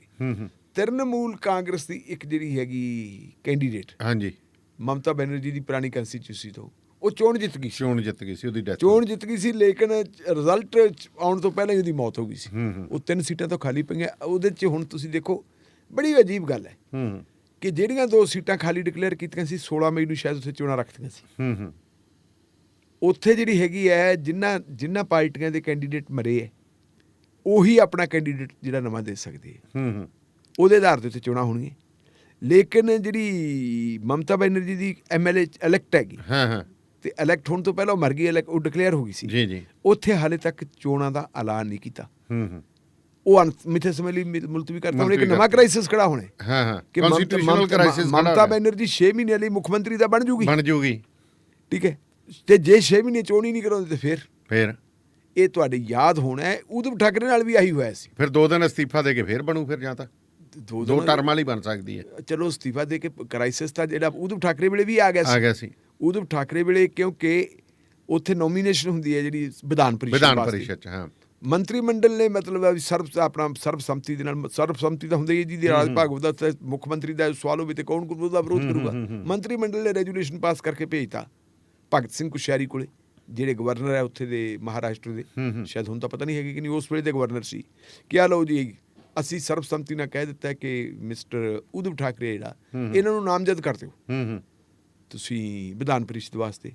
ਉਹਨੇ ਕਹਿੰਦਾ ਨਹੀਂ, ਕ੍ਰਾਈਸਿਸ ਖੜਾ ਹੋ ਗਿਆ। ਕਹਿੰਦੇ ਮੁੱਖ ਮੰਤਰੀ, ਜੇ ਮੁੱਖ ਮੰਤਰੀ ਨਾ ਚੁਣਿਆ ਗਿਆ ਤਾਂ ਫਿਰ ਕਿਵੇਂ ਹੋਊਗਾ। ਤਾਂ ਉਹ ਤੋਂ ਬਾਅਦ ਫਿਰ ਇਲੈਕਸ਼ਨ, ਫਿਰ ਮਾਮਲਾ ਹੋਇਆ ਵੀ ਇਲੈਕਸ਼ਨ ਕਮਿਸ਼ਨ ਨਾਲ ਡਿਸਕਸ ਕੀਤਾ। ਇਲੈਕਸ਼ਨ ਕਮਿਸ਼ਨ ਨੇ ਫਿਰ ਜਿਹੜੀਆਂ COVID-19 ਦਾ ਜਿਹੜਾ ਪ੍ਰੋਟੋਕੋਲ ਹੈ ਉਹਦੇ ਤਹਿਤ ਕਹਿੰਦਾ ਵੀ ਤੁਸੀਂ ਇਲੈਕਸ਼ਨ ਕਰਵਾ ਲਓ, ਵਿਧਾਨ ਪਰਿਸ਼ਦ ਦੀ ਇਲੈਕਸ਼ਨ ਕਰਵਾਈ ਤਾਂ ਉਹ ਜਾ ਕੇ ਬਣੇ। ਹੁਣ ਇਹ ਮਮਤਾ ਬੈਨਰਜੀ ਦਾ ਰਾਹ ਰੋਕਣ ਵਾਸਤੇ ਆਪਾਂ ਕੱਲ੍ਹ ਗੱਲ ਕਰਦੇ ਸੀਗੇ ਕਿ ਸ਼ਿਬਿੰਦੂ ਅਧਿਕਾਰੀ ਦੀ ਅੱਜ ਉਹਦੀ ਸਟੇਟਮੈਂਟ ਪੜ੍ਹੋ ਤੁਸੀਂ। ਮਮਤਾ ਬੈਨਰਜੀ ਨੇ ਕਿਹਾ ਕਿ ਰਿਟਰਨਿੰਗ ਅਫਸਰ ਨੂੰ ਜਦੋਂ ਅਸੀਂ ਅਪੀਲ ਕੀਤੀ ਸੀ, ਬੇਨਤੀ ਕੀਤੀ ਸੀ ਕਿ ਕਿਰਪਾ ਕਰਕੇ ਤੁਸੀਂ ਜਿਹੜੀ ਹੈਗੀ ਹੈ ਰੀਕਾਊਂਟਿੰਗ ਕਰ ਲਓ, ਤੇ ਉਹਨੇ ਰੀਕਾਊਂਟਿੰਗ ਤੋਂ ਜਵਾਬ ਦਿੱਤਾ। ਕਹਿੰਦੇ ਮੈਸੇਜ ਦਿਖਾਈ ਜਾਂਦੀ ਹੈ, ਉਹ ਮੈਸੇਜ ਦਿਖਾਈ ਜਾਂਦੀ ਹੈ ਕਿ ਆਹ ਮੈਸੇਜ ਉਹਨੇ ਕਿਸੇ ਅਧਿਕਾਰੀ ਨੂੰ ਕੀਤਾ ਵੀ ਮੇਰੀ ਜਾਨ ਖਤਰੇ 'ਚ ਆ, ਮੈਂ ਦਬਾਅ 'ਚ ਆ, ਜੇ ਮੈਂ ਅਜਿਹਾ ਕੁਛ ਕਰਤਾ ਤੇ ਮੇਰੀ ਜਾਨ ਜਾ ਸਕਦੀ ਹੈ, ਮੈਨੂੰ ਖੁਦਕਸ਼ੀ ਵੀ ਕਰਨੀ ਪੈ ਸਕਦੀ ਹੈ। ਜੇ ਰੀਕਾਊਂਟਿੰਗ ਦਾ ਹੁਕਮ ਹੁੰਦਾ ਹੈ ਤਾਂ ਰੀਕਾਊਂਟਿੰਗ ਦਾ ਹੁਕਮ ਕਿਹਦੀ ਬੇਨਤੀ ਤੇ? ਉਹ TMC ਤੇ TMC ਦਾ ਜੇ ਮਤਲਬ ਉਹ ਡਿਮਾਂਡ ਮੰਗਦਾ ਤਾਂ ਇਹਦਾ ਆਪਾਂ ਨੂੰ ਵੇਖਣਾ ਪੈਂਦਾ ਕਿ ਪ੍ਰੈਸ਼ਰ ਉਹ ਤੇ ਕਿਹਦਾ। ਹੁਣ ਰਿਪੋਰਟਾਂ ਤਾਂ ਇਹ ਮੰਗੀਆਂ ਜਾ ਰਹੀਆਂ, ਪਰ ਇਹ ਆਹ ਰਿਪੋਰਟ ਵੀ ਦੱਸ ਦਿਓ ਵੀ ਕਿਹਦਾ ਪ੍ਰੈਸ਼ਰ ਸੀ, ਇਲੈਕਸ਼ਨ ਸੀ, ਉਹ ਕੌਣ ਲੋਕ ਸੀਗੇ ਜਿਹਦਾ ਕਰਕੇ ਉਹ ਕਹਿੰਦਾ ਜੀ ਨਾ ਮੈਂ ਤਾਂ ਕਰ। ਹਾਲਾਂਕਿ ਨਿਯਮਾਂ ਦੇ ਮੁਤਾਬਕ ਤਾਂ ਉਹ ਕਰਵਾ ਸਕਦੀ ਸੀ। ਇੱਕ ਵਾਰੀ ਉਹਨੂੰ ਜੇਤੂ ਡਿਕਲੇਅਰ ਕਰਤਾ, ਫਿਰ ਬਾਅਦ ਵਿੱਚ ਸ਼ਿਬਿੰਦੂ ਅਧਿਕਾਰੀ ਨੂੰ ਕਰਤਾ। ਜੇ ਕਹਿੰਦੇ ਆ ਤਾਂ ਹਾਂਜੀ ਵੀ ਰੀਕਾਊਂਟਿੰਗ ਕਰਾ ਲਓ, ਕਰਾਈ ਜਾ ਸਕਦੀ। ਤੇ ਹੁਣ ਫਿਰ ਮਮਤਾ ਬੈਨਰਜੀ ਕਦੋਂ ਬਿਰਾਜਮਾਨ ਹੋਊ ਜੀ? ਮਮਤਾ ਬੈਨਰਜੀ 5 ਨੂੰ ਜੀ, ਕੱਲ ਨੂੰ ਉਹਨੇ ਮਤਲਬ ਜਿਹੜੀ ਮੁੱਖ ਮੰਤਰੀ ਵਜੋਂ ਸਹੁੰ ਚੁੱਕਣੀ ਹੈ ਜੀ। ਔਰ ਇੱਕ ਗੱਲ ਬਹੁਤ ਵਧੀਆ ਕੀਤੀ ਹੈ ਮਮਤਾ ਬੈਨਰਜੀ ਨੇ, ਉਹਨੇ ਕਹਿਤਾ ਕਿ ਕੋਈ ਜਿਹੜਾ ਤਾਮ ਝਾਮ ਨਾਲ ਨਹੀਂ ਜੀ, ਸਿੰਪਲ ਜੀ ਮਤਲਬ ਜਿਹੜੀ ਹੈਗੀ ਹੈ, ਜਿਹੜੀ ਕੰਸਟੀਟਿਊਸ਼ਨਲ ਕੰਪਲਸ਼ਨ ਹੈ ਜੀ ਕਿ ਸਹੁੰ ਚੁੱਕਣੀ ਹੈ, ਫੰਕਸ਼ਨ ਬਹੁਤ ਛੋਟਾ ਹੋਊਗਾ, ਸਾਦਾ ਹੋਊਗਾ। ਉਹਦੇ ਵਿੱਚ ਕਿਸੇ ਕਿਸਮ ਦੀ ਮਤਲਬ ਜਿਹੜੀ ਹੈਗੀ ਹੈ ਸ਼ੋਸ਼ੇਬਾਜ਼ੀ ਨਹੀਂ ਹੋਊਗੀ, ਇਕੱਠ ਬਹੁਤਾ ਨਹੀਂ। ਵੈਸੇ ਚਾਹੀਦਾ ਤਾਂ ਢਿੱਲੋਂ ਸਾਹਿਬ ਉਵੇਂ ਹੀ ਹੈ ਜਿਵੇਂ ਪਹਿਲਾਂ ਸੀ, ਆਪਾਂ ਦੇਖਿਆ ਸੀ 2002 ਵੇਲੇ ਜੋ ਕੈਪਟਨ ਅਮਰਿੰਦਰ ਸਿੰਘ ਨੇ ਰਾਜ ਭਵਨ ਦੇ ਵਿੱਚ ਜਾ ਕੇ ਸਹੁੰ ਚੁੱਕੀ ਹੈ, ਤਾਂ ਬਾਅਦ ਦੇ ਵਿੱਚ ਦੇਖੋ ਜੇ ਅਕਾਲੀ ਦਲ ਆਪਦੀ ਸਹੁੰ ਕਿੱਥੇ ਚੁੱਕਦਾ ਸੀ। ਪਹਿਲਾਂ ਤਾਂ ਦੇਖ ਲਓ ਸਹੁੰ ਚੁੱਕੀ ਮੁਹਾਲੀ ਵਾਲੇ, ਉਹਦੇ 'ਚ ਫਿਰ ਸਹੁੰ ਚੁੱਕੀ ਇਹਨਾਂ ਨੇ ਚੱਪੜ ਚਿੜੀ, ਠੀਕ ਹੈ। ਤੇ ਸਾਡੇ ਪ੍ਰਧਾਨ ਮੰਤਰੀ ਜੀ ਸਹੁੰ ਚੱਕਦੇ ਨੇ ਹਾਲ ਤੋਂ ਬਾਹਰ, ਜਿਹੜਾ ਹੈਗਾ ਰਾਸ਼ਟਰਪਤੀ ਦੇ ਹਾਲ ਤੋਂ ਬਾਹਰ ਸਹੁੰ ਚੱਕਦੇ ਨੇ ਖੁੱਲ੍ਹੇ ਮੈਦਾਨ ਦੇ ਵਿੱਚ। ਪਰ ਅਕਸਰ ਜਿਹੜੀਆਂ ਸਹੁੰਆਂ ਚੱਕੀਆਂ ਜਾਂਦੀਆਂ ਪ੍ਰੋਟੋਕਾਲ ਜੇ ਪੁਰਾਣਾ ਦੇਖ ਲਓ ਤਾਂ ਰਾਜ ਭਵਨ ਦੇ ਵਿੱਚ ਥੋੜ੍ਹੇ ਜਿਹੇ ਬੰਦਿਆਂ ਦੀ ਮੌਜੂਦਗੀ ਦੇ ਵਿੱਚ ਹੀ ਹੁੰਦੀ ਸੀ। ਉਹਦੇ 'ਚ ਸਿਰਫ ਇਹ ਹੁੰਦੇ ਆ ਵੀ ਹਾਈ ਕੋਰਟ ਦੇ ਜੱਜ ਹੁੰਦੇ ਆ, ਜਿਹੜੇ ਹੈ ਸਟੇਟ ਦੇ ਹੈੱਡ ਹੁੰਦੇ ਆ, ਜਿਹੜੀ ਆਪੋਜੀਸ਼ਨ ਪਾਰਟੀ ਹੈ ਉਹਦੇ ਲੀਡਰ ਨੂੰ ਬਣਾਇਆ ਜਾਂਦਾ, ਕਿਉਂਕਿ ਡੈਮੋਕ੍ਰੇਸੀ ਹੈ। ਡੈਮੋਕ੍ਰੇਸੀ ਦੇ ਵਿੱਚ ਆਪੋਜੀਸ਼ਨ ਦੇ ਲੀਡਰ ਨੂੰ ਇਗਨੋਰ ਨਹੀਂ ਕੀਤਾ ਜਾ ਸਕਦਾ, ਤੇ ਵਧੀਆ ਤਰੀਕਾ ਕਰ ਰਹੇ ਹੈ। ਹੁਣ ਜਿਹੜੀ ਇਹ ਤਾਮ ਝਾਮ ਦੀ ਪਈ ਹੋਈ ਹੈ ਸਿਲਸਿਲਾ ਕਿ ਜੀ ਹਾਂ ਕਹਿਣ ਵੀ ਆਹ ਵੱਡੇ ਵੇਲੇ ਗੱਲ ਕਰਦੇ, ਚੱਪੜ ਚਿੜੀ ਦੀ ਤੁਸੀਂ ਗੱਲ ਕਰਦੇ ਹੋ। ਚੱਪੜ ਚਿੜੀ ਦੇ ਇਤਿਹਾਸਕ ਥਾਂ ਦੇ ਉੱਤੇ ਸਹੁੰ ਤਾਂ ਚੁੱਕ ਲਈ ਸੀ ਉਸ ਵੇਲੇ ਦੀ ਸਰਕਾਰ ਨੇ, ਤੇ ਪਹਿਲਾ ਹੁਕਮ ਕੀ ਕੀਤਾ ਸੀ? ਉੱਥੇ ਕੀਤਾ ਸੀ, ਯਾਦ ਹੈ ਤੁਹਾਡੇ? ਪਹਿਲਾ ਹੁਕਮ ਕੀਤਾ ਸੀ ਕਿ ਪੰਜਾਬ ਦਾ DGP ਸਮੈਥ ਸਿੰਘ ਸੈਣੀ ਹੋਊਗਾ ਪੰਥਕ ਸਰਕਾਰ ਨੇ। ਇਹ ਚੱਪੜ ਚਿੜੀ ਤੋਂ ਉੱਥੇ ਹੀ ਸੁਖਬੀਰ ਸਿੰਘ ਬਾਦਲ ਨੇ ਕਹਿੰਦੇ ਲਿਆਓ ਕਰਾਓ ਮੇਰੇ ਦਸਤਖਤ, ਮੈਂ ਆਰਡਰ ਕਰਦੇ ਹਾਂ। ਇਹ ਉੱਥੇ ਹੀ ਹੋਇਆ ਸੀ। ਸੋ ਜਿਹੜੀ ਸਭ ਤੋਂ ਵਧੀਆ ਗੱਲ ਹੈ ਕਿ ਤੁਸੀਂ ਪਰਫਾਰਮ ਕਰੋ, ਪਰਫਾਰਮੈਂਸ ਦਿਖਾਓ। ਚੀਫ ਮਿਨਿਸਟਰ ਦੀ ਪਰਫਾਰਮੈਂਸ ਬੋਲੀ ਕਿ ਆਹ ਕੁਛ ਹੁੰਦਾ ਹੈ। ਮਮਤਾ ਬੈਨਰਜੀ ਦੀ ਪਰਫਾਰਮੈਂਸ ਬੋਲਦੀ ਹੈ। ਉਹ ਤਾਂ ਹੁਣ ਕਹੀ ਜਾਂਦੀ ਹੈ, ਕਹਿੰਦੀ ਮੈਂ ਤਾਂ ਕਹਿੰਦੀ ਤਨਖਾਹ ਨਹੀਂ ਲਈ, ਕਹਿੰਦੀ ਮੇਰੀਆਂ 3 ਪੈਨਸ਼ਨਾਂ ਬਣ ਗਈਆਂ, ਕਹਿੰਦੀ MLA ਦੀਆਂ ਹੀ ਤੇ ਉੱਥੋਂ ਦੀਆਂ ਲੋਕ ਸਭਾ ਦੀਆਂ, ਕਹਿੰਦਾ ਮੈਂ ਤਾਂ ਅੱਜ ਤੱਕ ਲਿਆ ਨਹੀਂ, ਕਹਿੰਦੀ ਅੱਜ ਤੱਕ ਮੈਂ ਕਿਤੇ ਚਾਹ ਦਾ ਕੱਪ ਨਹੀਂ ਸਰਕਾਰੀ ਖਾਤੇ 'ਚੋਂ ਪੀਤਾ, ਇਕੋਨਮੀ ਕਲਾਸ 'ਚ ਮੈਂ ਜਾਂਦੀ ਹਾਂ। ਸਾਡੇ ਆਪਣੇ ਵੀ ਕਹਿੰਦੇ ਸੀਗੇ, ਬਾਦਲ ਸਾਹਿਬ ਨੇ ਕਿਹਾ ਸੀ ਕਾਰੀ ਮੈਂ 1 ਰੁਪਈਆ ਤਨਖਾਹ ਲੈਣੀ ਹੈ। ਨਹੀਂ, ਦਿੱਲੀ ਵਾਲੇ ਜਨਾਬ ਵੀ ਕਹਿੰਦੇ ਸੀ ਮੈਂ ਤਾਂ ਇਕੋਨਮੀ ਕਲਾਸ 'ਤੇ ਐਂ ਵਰਤੂੰਗਾ, ਪਰ ਗੱਲਾਂ ਤਾਂ ਹੁਣ ਜੇ ਮਮਤਾ ਬੈਨਰਜੀ ਕੋਲੇ ਬਸ ਸੋਸ਼ਲ ਮੀਡੀਆ ਟੀਮ ਹੈ ਨਹੀਂ ਨਾ। ਜੇ ਆਪਾਂ ਗੱਲ ਉਹਦੇ ਕੋਲ ਤਾਂ ਵਿਚਾਰੀ ਕੋਲੇ ਜਿਹੜਾ ਹੈਗਾ ਉਹਦਾ 2 ਕਮਰੇ ਵਾਲਾ ਘਰ ਹੈ, ਹਾਂ ਉਹਦਾ ਪੁਰਾਣਾ ਘਰ ਹੈ, ਉਹ ਸੀਐਮ ਨਿਵਾਸ ਥੋੜਾ ਰਹਿੰਦੀ ਹੈ, ਉੱਥੇ ਰਹਿੰਦੀ ਉਹ ਤਾਂ ਉੱਥੇ ਰਹਿੰਦੀ। ਹਾਂ ਇਹ ਬਿਲਕੁਲ ਹੀ ਤਾਂ ਬੜਾ ਫਰਕ ਹੈ ਨਾ ਜੀ। ਆਹੀ ਤਾਂ ਚੀਜ਼ ਹੈਗੀ, ਆਹੀ ਤਾਂ ਚੀਜ਼ ਹੈ, ਆਹੀ ਚੀਜ਼ਾਂ ਪਰਫਾਰਮ ਕਰਦੀ ਹੈ। ਲੋਕ ਮਮਤਾ ਅੱਜ ਦੁਨੀਆ ਦੇ ਵਿੱਚ ਨਾਮ ਮਮਤਾ ਕਿਉਂ ਹੋ ਰਿਹਾ? ਉਹ ਹੁਣ ਕੱਲ ਵੀ ਆਪਾਂ ਗੱਲ ਕੀਤੀ ਸੀ ਕਿ ਇੱਕ ਅਦਨਾ ਜੀ ਔਰਤ, ਸਧਾਰਨ ਜੀ ਔਰਤ, ਉਹਨੂੰ ਕਿਵੇਂ ਭੇਡਾਂ ਦੇ ਆਪਾਂ ਜਿਵੇਂ ਆਪਣਾ ਭੇਡਾਂ ਦੇ ਬਾੜੇ ਨੂੰ ਸ਼ੇਰ ਪੈਂਦੇ ਹੁੰਦੇ ਆ, ਐਂ ਪੈ ਗਏ ਉਹਨੂੰ ਵਿਚਾਰੀ ਨੂੰ ਲੀਲੀ ਕਰਕੇ। ਪਰ ਉਹ ਬੰਗਾਲ ਦੇ ਜਿਹੜੇ ਗੈਰਤਮੰਦ ਲੋਕ ਸੀ ਉਹਨਾਂ ਨੇ ਕਿਹਾ ਨਹੀਂ, ਇਹ ਬੰਗਾਲੀ ਗੈਰਤ ਦਾ ਸਵਾਲ ਹੈ, ਤੇ ਉਹਨਾਂ ਨੇ ਕਿੱਥੇ ਦੀ ਕਿੱਥੇ ਲੈ ਕੇ ਖੜੀ ਕਰਤਾ ਜੀ। ਔਰ ਅੱਜ ਗੱਲਾਂ ਕੀ ਹੋਣ ਲੱਗ ਗਈਆਂ? ਅੱਜ ਗੱਲਾਂ ਹੋ ਕਿ ਦੇਸ਼ ਦੇ ਵਿੱਚ ਨਰਿੰਦਰ ਮੋਦੀ ਦਾ ਬਦਲ ਕੌਣ ਹੋ ਸਕਦਾ? ਉਹ ਮਮਤਾ ਬੈਨਰਜੀ, ਪ੍ਰਧਾਨ ਮੰਤਰੀ ਮਮਤਾ ਬੈਨਰਜੀ। ਇਹ ਪਰਫਾਰਮ ਹੁੰਦਾ ਹੈ, ਸੌਹਾਂ ਨਾਲ ਨਹੀਂ ਹੁੰਦਾ ਕਿ ਤੁਸੀਂ ਜਾ ਕੇ ਕਿੱਥੇ ਸੌਹਾਂ ਚੱਕੋ। ਸੋ ਮਮਤਾ ਬੈਨਰਜੀ ਨੇ ਕਿਹਾ ਵੀ ਮੇਰੀ ਸਾਦਗੀ ਹੀ ਉਹਦਾ ਸਭ ਕੁਛ ਹੈ। ਔਰ ਉਹ ਸਾਦਗੀ ਕੋਈ ਪਤਾ ਨਹੀਂ ਮੂੰਹ ਸੁਲੱਖਣਾ ਹੋਵੇ, ਕਹਿੰਦੇ ਭਾਖਿਆ ਪਾਉ ਪਾਰ, ਬਿਲਕੁਲ ਕੋਈ ਪਤਾ ਨਹੀਂ ਹੁੰਦਾ। ਤਾਂ ਹੁਣ ਸਿਚੁਏਸ਼ਨ ਹਾਲਾਤ ਬਣਦੇ। ਇੱਕ ਵਾਰੀ ਤੁਹਾਡੇ ਯਾਦ ਹੋਣਾ ਨਿਤੀਸ਼ ਕੁਮਾਰ ਦਾ ਨਾਮ ਵੀ ਚੱਲ ਪਿਆ ਸੀ ਬਿਲਕੁਲ, ਕਿ ਨਿਤੀਸ਼ ਕੁਮਾਰ ਪ੍ਰਧਾਨ ਮੰਤਰੀ ਦਾ ਕੈਂਡੀਡੇਟ ਹੋ ਸਕਦਾ। ਲੇਕਿਨ ਅੱਜ ਦੀ ਘੜੀ ਦੇਖੀਏ ਆਪਾਂ ਤਾਂ ਅੱਜ ਦੀ ਘੜੀ ਹੈ ਕਿ ਬੰਗਾਲ ਦੇ ਲੋਕ ਜਿਹੜੇ ਹੈਗੇ, ਬੰਗਾਲ ਦੇ ਲੋਕ ਬਹੁਤ ਇੰਟੈਲੀਜੈਂਟ, ਦਿਮਾਗ ਬੰਗਾਲੀਆਂ ਦਾ ਤੇ ਸੂਰਮਗਤੀ ਪੰਜਾਬੀਆਂ ਦੀ। ਸੁਭਾਸ਼ ਚੰਦਰ ਬੋਸ ਨੇ ਇੱਕ ਵਾਰੀ ਗੱਲ ਕਹੀ ਸੀ ਨਾ ਕਿ ਤੁਸੀਂ ਮੈਨੂੰ ਖੂਨ ਦਿਓ ਤੇ ਮੈਂ ਤੁਹਾਨੂੰ ਆਜ਼ਾਦੀ ਦਿੰਦਾ। ਉਹ ਫਿਰ ਉਹ ਸੁਭਾਸ਼ ਚੰਦਰ ਬੋਸ ਕੌਣ ਸੀ? ਉਹ ਬੰਗਾਲੀ ਸੀ। ਖੂਨ ਮੰਗਣ ਦਾ ਮਤਲਬ ਇਹ ਨਹੀਂ ਸੀਗਾ ਕਿ ਉਹਨੇ ਲਹੂ ਦੀਆਂ ਬੋਤਲਾਂ ਮੰਗਣੀਆਂ ਸੀ। ਉਹਦਾ ਮਤਲਬ ਇਹ ਸੀਗਾ ਕਿ ਤੁਸੀਂ ਕੁਰਬਾਨੀ ਵਾਸਤੇ ਤਿਆਰ ਰਹੋ ਤੇ ਆਓ ਆਪਾਂ ਜਦੋਜਹਿਦ ਕਰਦੇ ਜੀ। ਤੇ ਢਿੱਲੋਂ ਸਾਹਿਬ, ਬੜੀ ਹੈਰਾਨੀ ਦੀ ਗੱਲ ਹੈ, ਐਸੈਂਸ਼ੀਅਲ ਕਮੋਡਿਟੀ ਐਕਟ ਖਤਮ ਕਰਤਾ ਇਹਨਾਂ ਨੇ। ਉਹਦੇ ਵਿੱਚ ਕੋਈ ਦਬਦਬਾ ਸੀ, ਜੇ ਕੋਈ ਬੰਦਾ ਕਿਸੇ ਨਾਲ ਬਲੈਕ ਕਰਦਾ, ਹੋਰ ਕਰਦਾ। ਦੇਖੋ ਪੰਜਾਬ ਦੇ ਵਿੱਚ ਰੇਟ ਤੈਅ ਕੀਤੇ ਆ ਕਿ ਪੀਪੀ ਕਿੱਟ ਸਣੇ ਤੁਸੀਂ 15,000 ਰੁਪਈਆ ਬੈੱਡ ਦਾ ਲੈ ਸਕਦੇ ਹੋ ਕਰੋਨਾ ਮਰੀਜ਼ ਤੋਂ, ਜਿੱਥੇ ਉਹਨਾਂ ਨੇ ਦਿੱਤੇ ਨੇ। ਆਕਸੀਜਨ ਦੀ ਗੱਲ ਲੈ ਲਓ, ਹੋਰ ਲੈ ਲਓ, ਕਿਤੇ ਵੀ ਲੈ ਲਓ। ਜੋ ਮੈਨੂੰ ਲੱਗਦਾ, ਅੱਜ ਮੈਂ ਪਿੰਡ ਗਿਆ ਸੀ, ਬਜ਼ੁਰਗ ਕਹਿੰਦੇ ਵੀ ਕਰੋਨਾ ਕਾਹਦਾ ਆ ਗਿਆ? ਕਹਿੰਦੇ ਕੀਮਤਾਂ ਜਿਹੜੀਆਂ ਨੇ, ਜਾਂ ਤਾਂ ਕਹਿੰਦੇ ਵੀ ਕਿਸਾਨ ਦੀ ਜੇ ਤਾਂ ਪਈ ਆ ਲੋਕਡਾਊਨ ਲੱਗਣਾ, ਤਾਂ ਕਹਿੰਦੇ ਟਮਾਟਰ ਕਹਿੰਦੇ ਜਿਹੜਾ 10 ਰੁਪਏ ਕਿਲੋ ਸੀ ਉਹ ਅਗਲੇ ਨੇ 2 ਰੁਪਏ ਕਿਲੋ ਹੀ ਚੁਕਾਤਾ ਜੀ, ਲੈ ਜਾਓ ਰੁਪਈਏ ਕਿਲੋ ਚੁਕਾਤਾ, ਲੈ ਜਾਓ ਯਾਰ ਕਿਤੇ, ਲੈ ਜਾਓ ਕਿਤੇ ਖਿਲਾ। ਤੇ ਜਿਹੜੇ ਜਿੱਥੇ ਕਿਸੇ ਨੂੰ ਲੋੜ ਪੈ ਜਾਂਦੀ ਆ ਉਹਨੇ ਫਿਰ ਨੇਰੀ ਠਾਤੀ। ਜਿਵੇਂ ਹੁਣ ਲੋਕ ਪੀਂਦੇ ਆ ਜੀ, ਆ ਤੁਹਾਡਾ ਕਹਿਤਾ ਕਿਸੇ ਨੇ ਵੀ ਕਾੜਾ ਪੀ ਲਓ, ਕਾੜਾ ਨਾਰੀਅਲ ਪੀ ਲਓ, ਹੋਰ ਪੀ ਲਓ। 2 ਚੀਜ਼ਾਂ, ਇੱਕ ਬੈੱਡ ਤੇ ਇੱਕ ਆਕਸੀਜਨ, ਦੋਹਾਂ ਦੀ ਤੈਅ ਲਾ ਰੱਖੀ ਆ ਬਲੈਕ 'ਚ ਲੋਕਾਂ ਨੇ। ਹੁਣ ਦੇਖੋ ਵੀ ਕਰਨਾਟਕਾ 'ਚ ਬੰਦੇ ਮਰ ਗਏ ਬਿਨਾਂ ਆਕਸੀਜਨ ਤੋਂ, ਦਿੱਲੀ 'ਚ ਮਰ ਗਏ, ਯੂਪੀ 'ਚ ਮਰੀ ਜਾਂਦੇ ਆ, ਪੰਜਾਬ 'ਚ ਵੀ ਮਰਨ ਵਾਲੀ ਸਥਿਤੀ ਹੋ ਗਈ। ਅੱਜ ਪੰਜਾਬ ਦੇ ਵਿੱਚ ਲੇਟੈਸਟ ਕੱਲ ਹੀ ਮਰੇ, ਕੱਲ ਪਟਿਆਲੇ ਫੇਰ 20-25 ਮਰ ਗਏ, 24 ਮਰ ਗਏ ਤੁਹਾਡੇ ਕਰਨਾਟਕਾ 'ਚ। ਇਹ ਕੀ ਹੋ ਕੀ ਰਿਹਾ?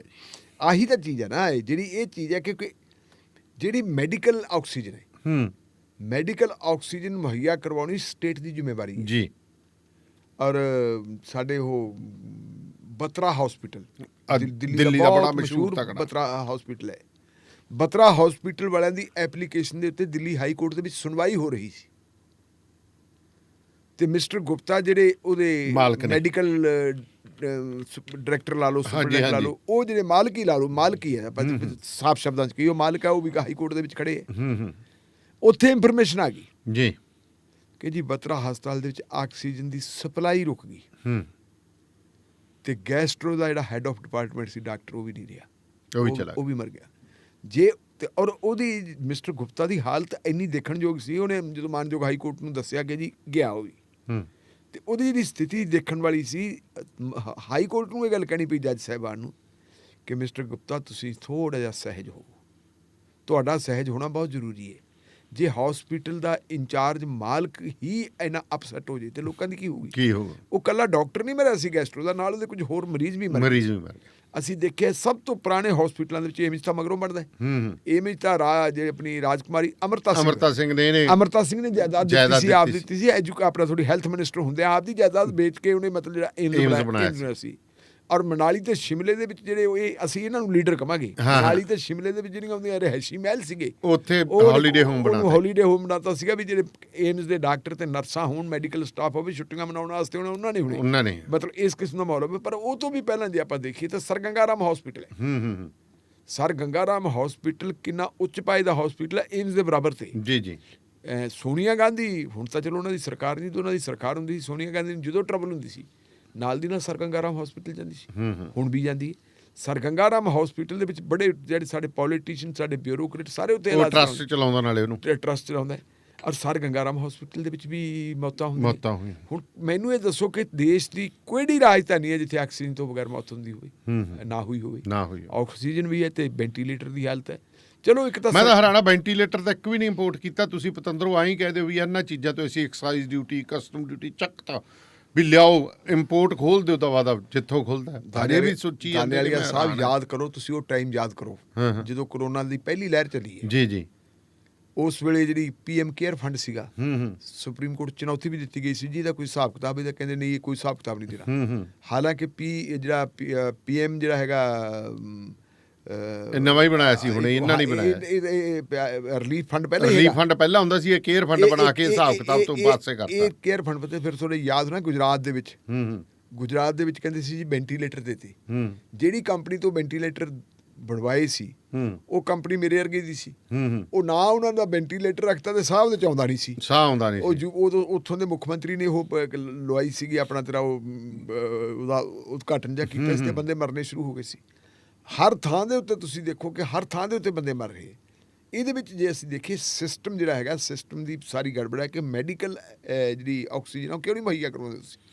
ਇੰਨਾ ਸਮਾਂ ਹੋ ਗਿਆ। ਤੁਸੀਂ ਇੱਕ ਹਸਪਤਾਲ ਨੂੰ ਮਿੰਨੀ ਪਲਾਂਟ ਲਾ ਦਿਓ, ਦਵਾ ਦਾ ਪਲਾਂਟਾਂ ਵਾਲੀ ਗੱਲ ਤਾਂ ਤੁਸੀਂ ਛੱਡੋ। ਦਾਨੇ ਵਾਲੀਆ ਸਾਹਿਬ, ਜਿਹੜੀਆਂ ਰਿਪੋਰਟਾਂ ਹੁਣ ਆ ਰਹੀਆਂ ਕਹਿੰਦੇ ਮਾਹਰਾਂ ਦੇ ਇੱਕ ਗਰੁੱਪ ਨੇ ਇਹ ਗੱਲ ਦੱਸ ਦਿੱਤੀ ਸੀਗੀ ਭਾਰਤ ਸਰਕਾਰ ਨੂੰ ਮਾਰਚ ਦੇ ਮਹੀਨੇ 'ਚ, ਮਾਰਚ ਜਾਂ ਅਪ੍ਰੈਲ ਦੇ ਮਹੀਨੇ ਦੇ ਵਿੱਚ, ਕਿ ਬੜਾ ਭਿਆਨਕ ਸਮਾਂ ਆਉਣ ਵਾਲਾ ਹੈ। ਔਰ ਉਹਦੇ ਵਿੱਚ ਲਿਖਤਾ ਸੀ ਕਿ ਬਹੁਤ ਚਿੰਤਾਜਨਕ ਜਿਹੜੀ ਹੈਗੀ ਹੈ ਸਥਿਤੀ ਬਣ ਜਾਣੀ ਹੈ।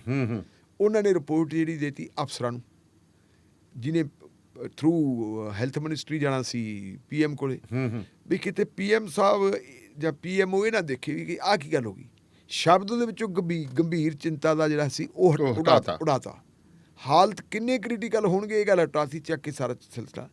ਉਹਨਾਂ ਨੇ ਦੱਸਿਆ ਸੀ ਕਿ ਮਈ ਦੇ ਵਿੱਚ ਹਾਲਤ ਬਹੁਤ ਹੀ ਜ਼ਿਆਦਾ ਖਤਰਨਾਕ ਬਣ ਜਾਣੀ। ਔਰ ਸਥਿਤੀ ਤਾਂ ਇੱਥੋਂ ਤੱਕ ਬਿਕਰਾਲ ਹੋਈ ਪਈ ਹੈ ਕਿ ਜਿਹੜੀ ਮਾੜੀ ਮੋਟੀ ਪੂੰਜੀ ਲਾ ਕੇ ਕਰੋਨਾ ਵਾਇਰਸ ਦਾ ਜਿਹੜਾ ਪਹਿਲਾ ਦੌਰ ਹੈ ਉਹਦੇ ਵਿੱਚ ਜਿਹੜਾ ਉਹਨਾਂ ਨੇ ਇਨਫਰਾਸਟ੍ਰਕਚਰ ਤਿਆਰ ਕੀਤਾ ਸੀ, ਤੁਹਾਡੇ ਆ ਕੀ ਹੈ ਆਈਸੋਲੇਸ਼ਨ ਸੈਂਟਰ ਬਣਾਏ ਸੀ, ਮੇਕ ਸ਼ਿਫਟ ਹਸਪਤਾਲ ਬਣਾਏ ਸੀ, ਸਾਰੇ ਦਾ ਸਾਰਾ ਕੰਮ ਹੀ ਬੰਦ ਕਰਤਾ। ਇਹ ਤਾਂ ਚਲਾ ਗਿਆ ਤੇ ਸਾਡੇ ਪ੍ਰਧਾਨ ਮੰਤਰੀ ਸਾਹਿਬ ਤਾਂ ਵਿਸ਼ਵ ਗੁਰੂ ਬਣ ਕੇ ਚਲੇ ਗਏ। ਵਿਸ਼ਵ ਗੁਰੂ ਬਣ ਕੇ ਜੀ। ਹਾਂ, ਇਹ ਕਹਿੰਦੇ ਆ ਦੇਖੋ ਜੀ ਅਸੀਂ ਆ ਭਾਰਤ ਦੀ ਪ੍ਰਣਾਲੀ ਦੇਖੋ, ਅਸੀਂ ਆ ਸਾਰਾ ਕੁਝ ਬੰਦ ਕਰਤਾ। ਤਾਲੀਆਂ ਮੂਤਰਾ ਕਰਤਾ। ਹਾਂ, ਤਾਲੀਆਂ ਕਰਤੀਆਂ ਜੀ। ਆ ਗੋਬਰ ਹੋ ਗਿਆ ਜੀ, ਗੋਹਾ ਹੋ ਗਿਆ, ਮੂਤ ਹੋ ਗਿਆ ਗਾਂਆਂ ਦਾ, ਤੇ ਉਹਦੇ ਨਾਲ ਅਸੀਂ ਕਰ ਦੇਂਗੇ। ਇਹ ਸਾਰੇ ਕੁਝ ਆਹੀ ਦਾ ਕਾਰਨ ਹੈ ਕਿ ਹੁਣ ਹਾਈ ਕੋਰਟਾਂ, ਸੁਪਰੀਮ ਕੋਰਟਾਂ ਵੀ ਜਿਹੜੀ ਹੈ ਉਹ ਖਿਚਾਈ ਕਰ ਰਹੀਆਂ ਸਰਕਾਰ ਦੀ। ਪਰ ਐਡੀ ਕਿਸੇ ਸਰਕਾਰ ਦੀ ਰੋਜ਼ ਖਿਚਾਈ ਹੁੰਦੀ ਹੋਵੇ ਦੇਸ਼ ਦੀ, ਕਿਸੇ ਨਾ ਕਿਸੇ ਹਾਈ ਕੋਰਟ ਦੇ ਵਿੱਚ ਕੇਸ ਆਉਂਦਾ ਹੋਵੇ, ਸੁਪਰੀਮ ਕੋਰਟ ਦੇ ਵਿੱਚ ਕੇਸ ਆਉਂਦਾ ਹੋਵੇ, ਤੇ ਕਿਸੇ ਜਿਵੇਂ ਕਹਿੰਦੇ ਹੁੰਦੇ ਵੀ ਕੋਈ ਚੌਂਡੀ ਦੇ ਉੱਤੇ ਫਰਕ ਹੀ ਕੋਈ ਨਹੀਂ।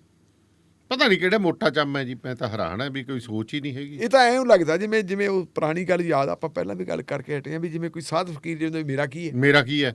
ਉਹ ਗੱਲ ਉਹੀ ਫਿਰ ਪੁਰਾਣੀਆਂ ਬੁੜੀਆਂ ਕਹਿੰਦੇ ਵੀ ਜਿਹਦਾ ਜਵਾਕ ਜੱਲਾ ਹੋਊ ਉਹੀ ਲੋਕਾਂ ਬਾਰੇ ਸੋਚੂ। ਕਬੀਲਦਾਰੀ, ਕਿਉਂਕਿ ਉਹ ਇਮੋਸ਼ਨਸ ਹੈ ਹੀ ਨਹੀਂ।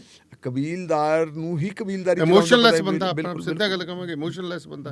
ਹੁਣ ਦੇਖੋ ਬਠਿੰਡੇ ਦੀ ਸਥਿਤੀ ਕੀ ਹੈ। ਇੱਕ ਪਰਿਵਾਰ ਦੇ ਵਿੱਚ ਤੇ 2 ਬੰਦੇ ਚਲੇ ਗਏ, ਤੀਜਾ ਹਸਪਤਾਲ ਪਿਆ। ਬਿਲਕੁਲ ਜੀ, ਬੈੱਡ ਮਿਲ ਨਹੀਂ ਰਿਹਾ ਜੀ। ਨਾਲੇ ਨੋਟਿੰਗ ਆ ਵੀ ਆ ਫਲਾਨੇ। ਤਾਂ ਮੈਂ ਹੈਰਾਨ ਹੈ ਕਿ ਹਜੇ ਤੱਕ ਤੁਸੀਂ ਬਾਕੀ ਕੁਝ ਤਾਂ ਕਰੀ ਜਾਂਦੇ ਹੋ। ਜਿੱਥੇ ਆਰੋਗਿਆ ਐਪ ਹੈ ਇਹਦੇ ਵਿੱਚ ਹਰੇਕ ਤੁਸੀਂ ਆਨਲਾਈਨ ਬੈੱਡ ਤਾਂ ਕਰ ਦਿਓ ਜਿਹੜੇ ਤੁਹਾਡੇ ਕੋਲੇ ਵੀ ਕਿੰਨੇ ਖਾਲੀ ਹੋ ਗਏ, ਕਿੰਨੇ ਪਏ ਆ। ਲੋਕ ਸਿੱਧਾ ਉਹਨੂੰ ਵੇਖ ਕੇ ਉੱਥੇ ਤਾਂ ਚਲਾ ਜਾਵੇ। ਧੱਕੇ ਖਾਂਦੇ ਫਿਰਦੇ ਆ। ਕੰਟਰੋਲ ਰੂਮ ਨਹੀਂ ਬਣੇ। ਕੰਟਰੋਲ ਰੂਮ ਨਹੀਂ ਬਣੇ। ਬੈੱਡਸ ਵਾਲੀ ਸਥਿਤੀ ਹੋਰ ਬਣ ਗਈ। ਨਿਗਰਾਨ ਕੋਈ ਉੱਤੇ ਹੈ ਨਹੀਂਗਾ।